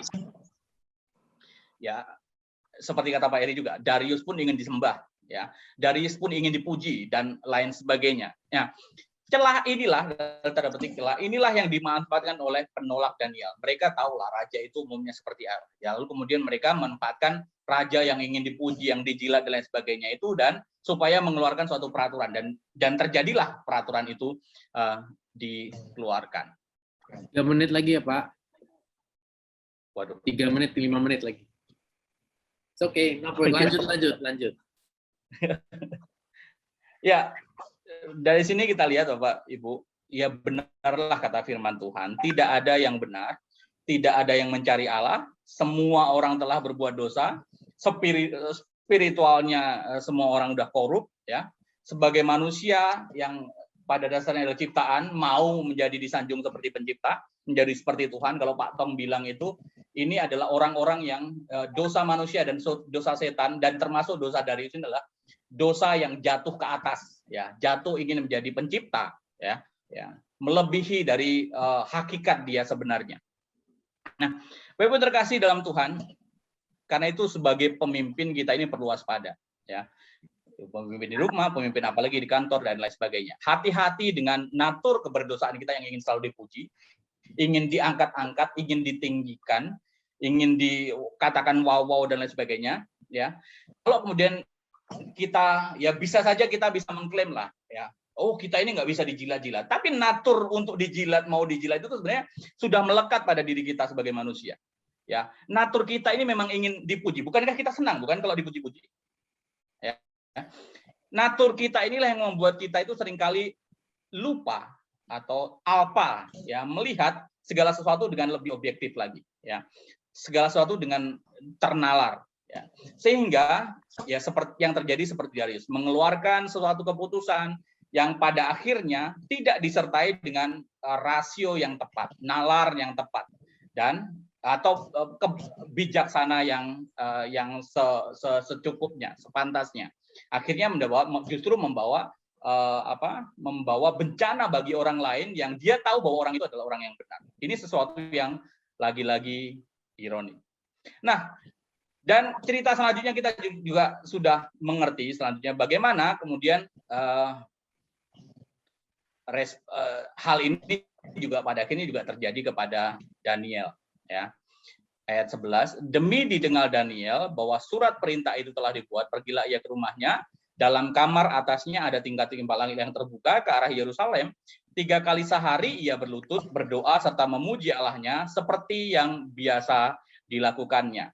Nah, Bapak Ibu, saya terus terang agak kurang mengerti dengan demi didengar Daniel tadi awalnya, tapi saya membaca dari terjemahan lain, dari bahasa Indonesia sehari-hari, kira-kira seperti ini. Ketika Daniel mendengar tentang hal itu, pulanglah ia ke rumahnya, kamarnya yang di tingkat atas mempunyai jendela-jendela yang menghadap ke arah Yerusalem. Dan seperti biasanya, ia berdoa kepada Allahnya dan memujinya 3 kali sehari dengan berlutut di depan jendela-jendela yang terbuka. Nah, Daniel sudah mendengar ketetapan itu, ya. Tapi yang membuat kita bingung, ya, kenapa kok Daniel seperti tidak mengindahkannya? Atau justru tetap menjalankan aktivitas berdoanya, ya. Sebenarnya sih bukan soal Daniel tidak mengindahkan. Daniel tahu bahwa peraturan ini tidak tepat, ya, seperti tadi itu, tidak sesuai dengan prioritas utama hidupnya, ya. Dan peraturan ini tidak tepat. Karena apa? Tidak ada manusia pun yang bisa melebihi Tuhan, ya. Tidak ada satu manusia pun. Karena itu kalau kemudian ada peraturan yang menunjukkan seperti itu pasti peraturan nggak tepat. Dan kalau ada peraturan yang nggak tepat seperti ini, ya bagi Daniel adalah sah saja kemudian tidak mengikutinya. Nah, Bapak Ibu yang terkasih, tidak ada yang lebih besar disembah oleh kita daripada Tuhan itu sendiri, bukan? Nah, kalau waktu kemudian orang melihat aktivitas Daniel yang terus berdoa, lalu kemudian ini dimanfaatkan oleh orang yang membenci Daniel untuk kemudian melaporkan Daniel, ya. Sebenarnya kadang-kadang kita berpikir, bukankah Daniel harusnya bisa lebih sedikit bijaksana lah, ya, bisa lebih sedikit berhikmat lah, supaya ya tidak sampai dijatuhi hukuman, ya. Boleh tetap menjalankan ibadah hari-harinya, tapi kan nggak perlu jendela itu dibuka kan, tidak perlu semua orang tahu kan, ya. Boleh menjalankan aktivitas berdoanya, tapi ya nggak perlu di tempat yang terlihat. Kan bisa berdoa di dalam hati misalnya, atau boleh saja berdoa, kan tidak harus memandang ke Yerusalem. Tujuan berdoanya kan tidak jelas misalnya kan nggak harus memandang ke arah Yerusalem kan, ya. Seperti tadi juga disinggung kan Yerusalem, Bait Allah kan sudah dianjurkan dan lain sebagainya. Ya, kita nanti akan lihat. Nah, Bapak yang terkasih, atau pilihan berikutnya, setidaknya libur dululah berdoa selama 30 hari. Maka konsekuensi hukuman tadi sudah pasti nggak akan terjadi, kan? Kalau kemudian dia libur atau sedikit bijaksana lah, ya, seperti itu. Nah, Bapak yang terkasih, andai saja Daniel berhenti selama 30 hari, atau melakukan doanya itu secara sembunyi-sembunyi, pasti rencana para penentang Daniel itu akan gagal, bukan? Ya. Nah, tapi yang terjadi adalah Daniel tetap berdoa seperti biasa. Nah, kalau kita lihat, kita merujuk ada 3 kata kerja penting yang di sana. Pertama adalah berlutut, berdoa, serta memuji Tuhan. Ya, 3 kata ini sifatnya kalau bahasa ada dalam ini sifatnya adalah partisip. Partisip adalah sesuatu yang sebelumnya dikerjakan dan ini kan dikerjakan terus-menerus oleh Daniel. Ya. Tidak hanya saat itu saja, tapi sebelumnya pun sudah dikerjakan dan terus-menerus dikerjakan oleh Daniel. Konsisten berlutut, berdoa, dan memuji itu konsisten dilakukan oleh Daniel. Lalu kemudian kita lihat, Daniel berdoa menghadap Yerusalem. Nah, tadi ada pertanyaan, kenapa ya Daniel harus menghadap Yerusalem? Kenapa? Kan bait Allah sudah dihancurkan, ya kiblatnya sudah dihancurkan. Kenapa harus masih menghadap ke sana? Nah, Bapak Ibu, kalau kita merujuk ke dalam 1 Raja-Raja 8 ayat 44, di sana ada pernyataan Salomo yang mengatakan seperti ini. Apabila umatmu keluar untuk berperang melawan musuhnya ke arah manapun engkau menyuruh mereka, dan apabila mereka berdoa kepada Tuhan dengan berkiblat ke kota yang telah kau pilih, dan ke rumah yang telah kau dirikan bagi namamu, ayat 45, 8, 45, maka engkau kiranya mendengar di surga doa dan permohonan mereka, dan engkau kiranya memberi keadilan kepada mereka. Nah, konsep inilah yang tertanam kepada diri Daniel. Konsep inilah yang kemudian diikuti Daniel. Ya, konsep inilah yang diikuti Daniel. Ya, mengapa harus menghadap Yerusalem? Bukannya bait Allah sudah dihancurkan, bukannya bait Allah sudah tidak ada. Ya, mengapa masih berkiblat ke bait Allah? Ya, kalau tidak berkiblat menghadap bait Allah kan seharusnya nggak masalah juga kan? Toh sana juga hancur lah. Ya, secara fisik kan hancur bait Allah. Ya. Beribadah ke bait Allah, ya, beribadah ke arah kiblat Yerusalem. Ini seperti pertanyaan tadi Susi. Ini menunjukkan, saya mengutip dari lagi-lagi Line Newell, menunjukkan kesetiaan dan ketandaatan dan ketundukan Daniel kepada Tuhan. Selain dia mengikuti perkataan dari Salomo tadi. Karena begini, bagi Daniel itu relasi yang intim dengan Tuhan itu sesuatu yang penting sekali. Itu menjadi bagian dari hidupnya yang tidak bisa terpisahkan, yang tidak bisa tidak dia lakukan. Ya, tanpa komunikasi dengan Allah, ya kira-kira ya udahlah, lebih baik nggak ada, lebih baik dia nggak ada lah, lebih mati lah. Ya, lebih baik mati daripada tidak bisa berelasi dengan Tuhan, berkomunikasi dengan Tuhan secara intens dan intim seperti itu. Ya, Bapak Ibu terkasih, dan kesetiaan serta kedekatan, keintiman Daniel ini bukan hanya sekali 2 kali. Ini terbukti selama 80 tahun Daniel hidup. Ya, hal kebiasaan ini biasa dilakukan.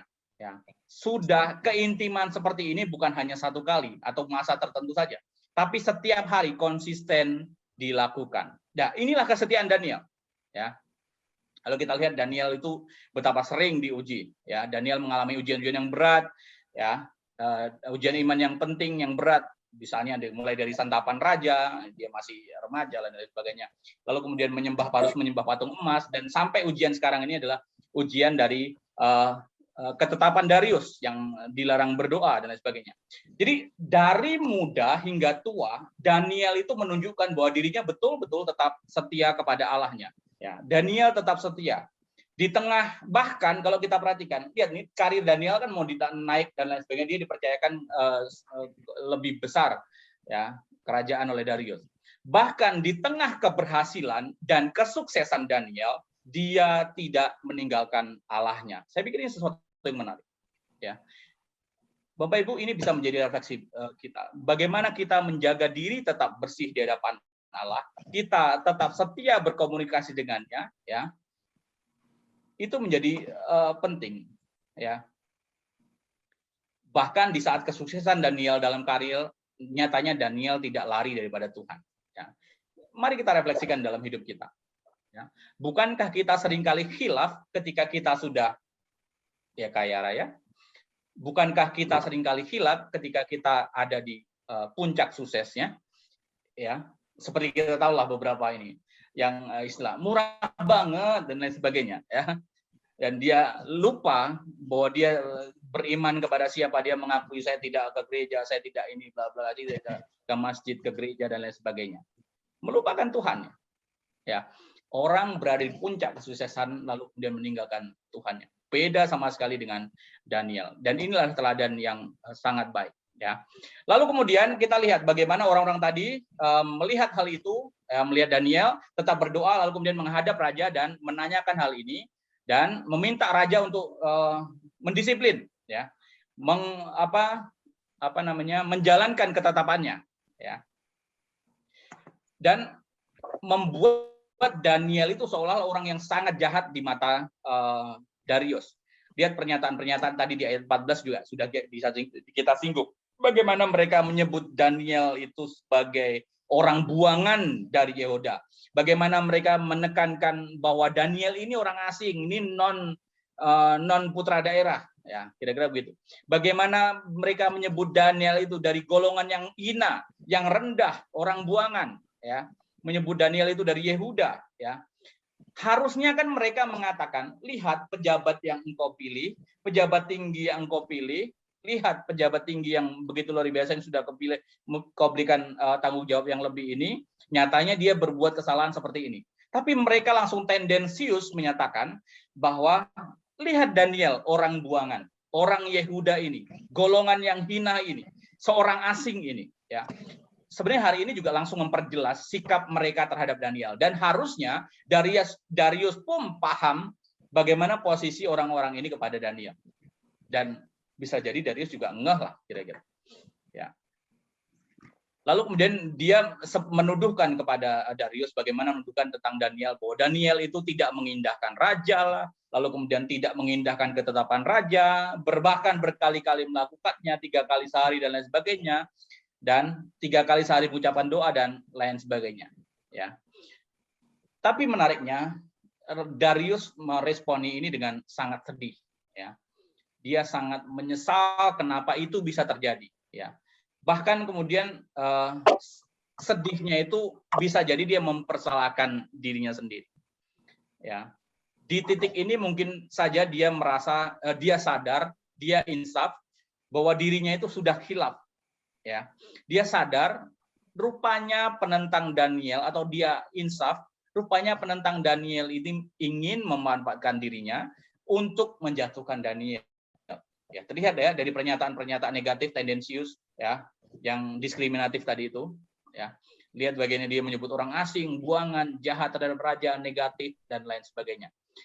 Raja mulai insaf, ya, memahami bagaimana karena keputusannya dan ketetapannya justru berakibat kepada orang yang benar, ya, berdampak kepada orang yang benar. Setidaknya orang yang disenanginya dan dihargainya, atau orang yang sangat baik dan setia terhadapnya. Ya, lagi-lagi penyesalan selalu datang belakangan, ya. Dan itu penting betul menalar, menimbang, memikirkan setiap setiap langkah yang akan ditempuh oleh kita, ya. Jangan sampai kemudian tindakan kita justru merugikan orang lain atau apalagi membuat orang lain yang tidak bersalah menjadi kena hukuman, ya, seperti Daniel. Dan kalau kita lihat tadi disinggung juga tentang bagaimana Darius kemudian mencari jalan untuk melepaskan Daniel, ya, dalam waktu yang lama sampai matahari masuk dikatakan. Artinya Darius betul-betul terus-menerus ingin berusaha untuk menolongnya, ya. Seperti apa caranya saya pikir ya tidak dijelaskan sih dalam Alkitab, tapi kita kan bisa mereka-reka. Misalnya kita bisa membayangkan bagaimana Darius mutar-mutar dengan gaya berpikir dan lain sebagainya, lalu memanggil punggawanya, memanggil orang cerdik pandai, diajak berdiskusi tentang bagaimana hukum ini sebenarnya, ada nggak celah, ada nggak misalnya dulu pernah ada kejadian sesuatu yang bisa menganulir keputusan raja seperti ini dan lain sebagainya. Saya pikir dia bukan hanya memikirkan sesuatu, tapi juga tidak hanya berusaha mencari-cari, juga berdiskusikan hari ini, bahkan kepada ahli-ahli hukum di bangsanya misalnya. Atau ada nggak bisa misalnya dia bisa mengeluarkan sesuatu yang bisa mengampuni, kan tadi tidak bisa dianulir, tapi bisa nggak kemudian sesuatu pernyataan dibuat lagi oleh raja untuk bisa mengampuni orang ini, ya. Tapi seperti kita tahu, semua usahanya itu tidak berhasil. Lihat bagaimana seolah-olah dari orang yang hebat yang ingin menyelamatkan Daniel. Tapi di sini kita lihat, bukan Daniel lah juru selamatnya, bukan Darius lah juru selamatnya Daniel. Tapi Allahnya Daniel lah yang akan menyelamatkan Daniel, bukan Darius. Ya, walaupun Darius adalah orang yang hebat dengan penyesalan, tapi hal yang dilakukan itu tidak didasarkan sekali lagi kepada sensitivitas spiritualnya karena sudah percaya kepada Allah Darius. Ya, tidak didasarkan kepada pengaruh kerohaniannya karena sudah menerima Tuhannya Darius, tidak. Tapi didasarkan kepada penyesalan saja dan kemudian mencoba menyelamatkan Daniel. Ya, tapi lihat, Tuhan pun mengizinkan hal ini. Tuhan mengizinkan hal ini terjadi. Ya, Tuhan mengizinkan hal ini terjadi dan sampai kepada peristiwa itu terjadi, Daniel betul-betul dibawa ke gua singa dan Allah Daniel lah yang menyelamatkan Daniel, bukan Darius.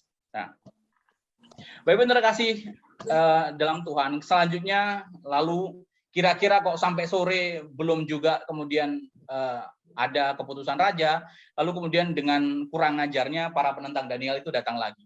Ya, merasa raja kurang cepat bertindak, merasa raja tidak segera mengeksekusi, lalu kemudian mereka dengan ya boleh kita bayangkan lah seolah sombong mengarogan dengan mengingatkan kembali tentang raja ada undang-undang Media dan Persia yang tidak bisa diubah. Ya, terlihat jelas kalau kita lihat dari kata-kata seperti ini. Ketahuilah ya raja. Loh, memang raja nggak tahu sebelumnya. Ya, ketahuilah yang raja. Seolah ada penekanan khusus kepada raja. Itu bagian dari kekurangan ajaran mereka. Ya, atau boleh digambarkan bahasa Jakarta. Lu tahu nggak sih raja kalau ada peraturan bla bla bla ini? Ya, kira-kira begitu. Seperti mau bilang, ayo raja, jangan ngulur-ngulur waktu lagi. Ya, sudahlah eksekusi. Ya, karena memang sudah ditetapkan dan tidak mungkin diubah lagi. Ya, Bapak Ibu yang terkasih dalam Tuhan, dan kita tahu pada akhirnya kemudian Daniel dieksekusi. Ya, lalu muncullah penyesalan dari Darius kembali. Dikatakan di ayat 19 bagaimana sepanjang malam itu dia berpuasa, tidak ada nafsu makan, tidak mempunyai keinginan memanggil penghibur-penghibur, dan dia tidak dapat tidur aja, dia memikirkan sungguh-sungguh nasib dari Daniel itu akan jadi seperti apa. Ya, penyesalan, dia menyesal atas kebodohannya dan lain sebagainya. Ya, telah mengeluarkan ketetapan tadi itu, lalu kemudian kekhawatirannya tentang Daniel, lalu kemudian berpikir tentang kejahatan para penentang Daniel, semua campur aduk di pikirannya, bukan? Ya, sehingga dia tidak dapat tidur. Nah, tapi menarik, pagi-pagi benar dikatakan di Alkitab, pagi-pagi sekali, lalu kemudian Raja Darius datang ke gua singa. Ya, menghampiri Daniel. Dikatakan ada 4 pernyataan yang menarik. Ada pagi-pagi sekali, ada Daniel sebagai hamba Allah, dan ada Allahnya yang hidup, dan pernyataan telah sanggupkah. Ya, sebenarnya dari pernyataan-pernyataan itu menunjukkan betapa Darius itu memiliki pengharapan tertentu kepada Daniel dan kepada Allahnya Daniel. Ada harapan bahwa Daniel itu akan selamat. Ada harapan ya bahwa Daniel itu pasti Tuhan akan diselamatkan oleh Allahnya lah, kira-kira begitu. Kalau kemudian Darius mengira bahwa Allah Daniel tidak sanggup, maka dia nggak mungkin datang ke situ lah. Ya sudahlah, masa bodoh lah. Toh dia sudah pikirkan matang-matang semalaman. Ya sudahlah, kira-kira begitu. Tapi menarik, Darius itu memiliki semacam harapan bahwa Allahnya Daniel itu akan menolongnya. Ya, Allah yang hidup, Allah yang nyata, ya, dan ditunjukkan Allah yang benar-benar membela, dan bukan Allah atau dewa-dewa yang biasa disembah orang-orang di era Daniel, yang hanya dalam bentuk patung dan lain sebagainya. Nah, Bapak Ibu yang terkasih dalam Tuhan, saya melihat ini pengakuan ini, dan kemudian kalau pengakuan di dalam surat dari Raja Darius nanti berikutnya itu bukanlah pengakuan yang biasa, ya. Pengakuan ini pertama disampaikan oleh raja. Yang kedua disampaikan oleh raja yang adalah juga penguasa, dan raja yang adalah pemenang perang. Ya, seperti kita tahu dalam konsep waktu itu bagaimana peperangan itu bukan hanya bicara tentang peperangan bangsa lawan bangsa, tapi juga peperangan antara dewa bangsa ini dengan dewa bangsa yang lain. Nah, jadi pada waktu bangsa-bangsa yang satu menang, maka otomatis dewanya itu adalah dianggap sebagai lebih berkuasa. Sementara bangsa yang kalah, dewanya itu kurang berkuasa. Nah, kira-kira seperti itu. Nah, lihat, Darius sebagai raja penguasa, sebagai raja pemenang, justru menyebut Allah Daniel adalah Allah yang hidup, yang berkuasa secara nyata, yang membuktikan pertolongannya kepada Israel, kepada Darius tidaknya, ya. Dan kalau kita bandingkan kepada pengakuan Nebukadnezar, ini juga pengakuan Allah yang hidup juga disampaikan oleh Nebukadnezar dalam pertobatannya. Nah, ini bukan pengakuan yang biasa. Harusnya bisa saja kemudian mereka itu mengolok-olok, ya. Ya, apa namanya? Cemen lah Allah bangsa ini.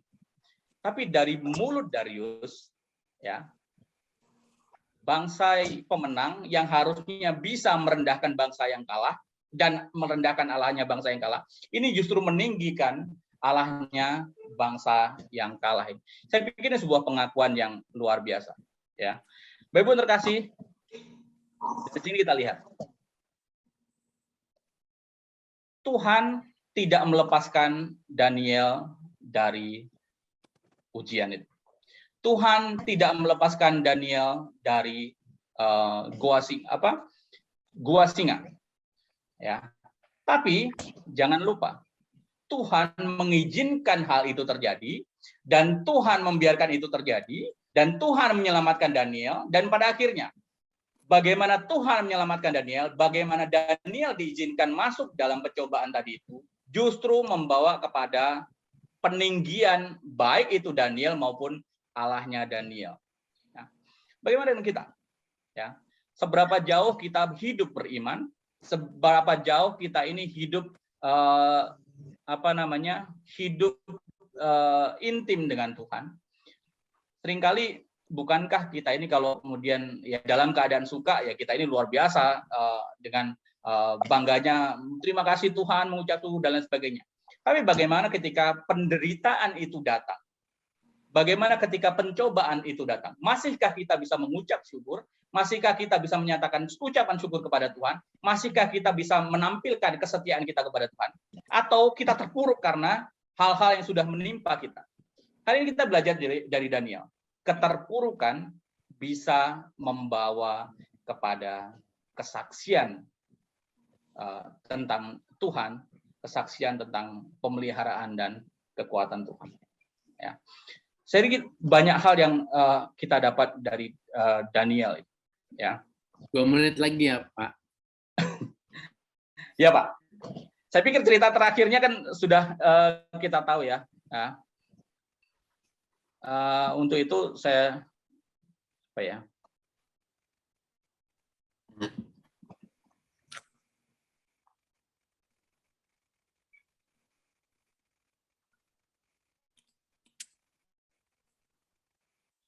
lalu kemudian supaya lebih singkat saja, ya pada akhirnya kita respon dari ini kita tahu bagaimana kemudian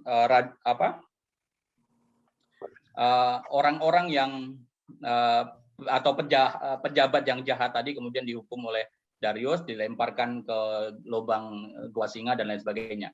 Nah, kelihatannya lubang dari atas lah, karena mungkin saja ada lubang dari bawah dan lubang dari atas. Dari atas itu bisa orang langsung dilemparkan, kalau dari bawah yang kemudian digembok dimeterai oleh Darius dan pejabat-pejabatnya.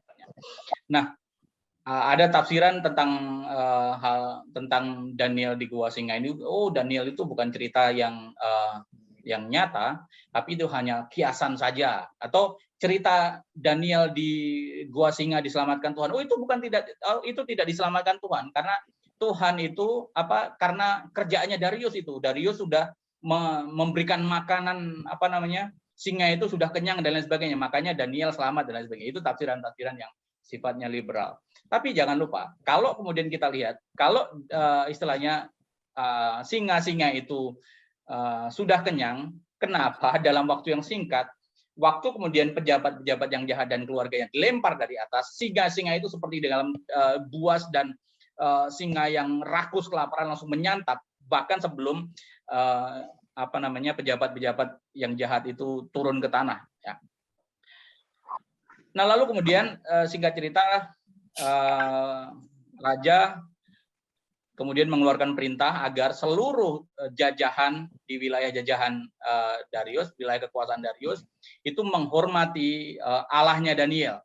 Ya, mereka itu agar takut dan gentar. Ya, takut dan gentar lagi-lagi bentuknya sifatnya partisip, itu menyatakan mereka harus terus-menerus takut dan gentar kepada Allahnya Daniel, bukan tanpa alasan. Kemudian kalau kita lihat dari rujukan selanjutnya dari 26 sampai dengan 29, 8, kita melihat bagaimana alasan-alasan. Karena Allah Daniel itu sangat berkuasa. Karena Allah Daniel itu adalah yang sanggup turun tangan, yang betul-betul menolong. Kelihatan betul-betul, wujud betul-betul, ya, untuk menolong maupun untuk menghukum bangsa-bangsa.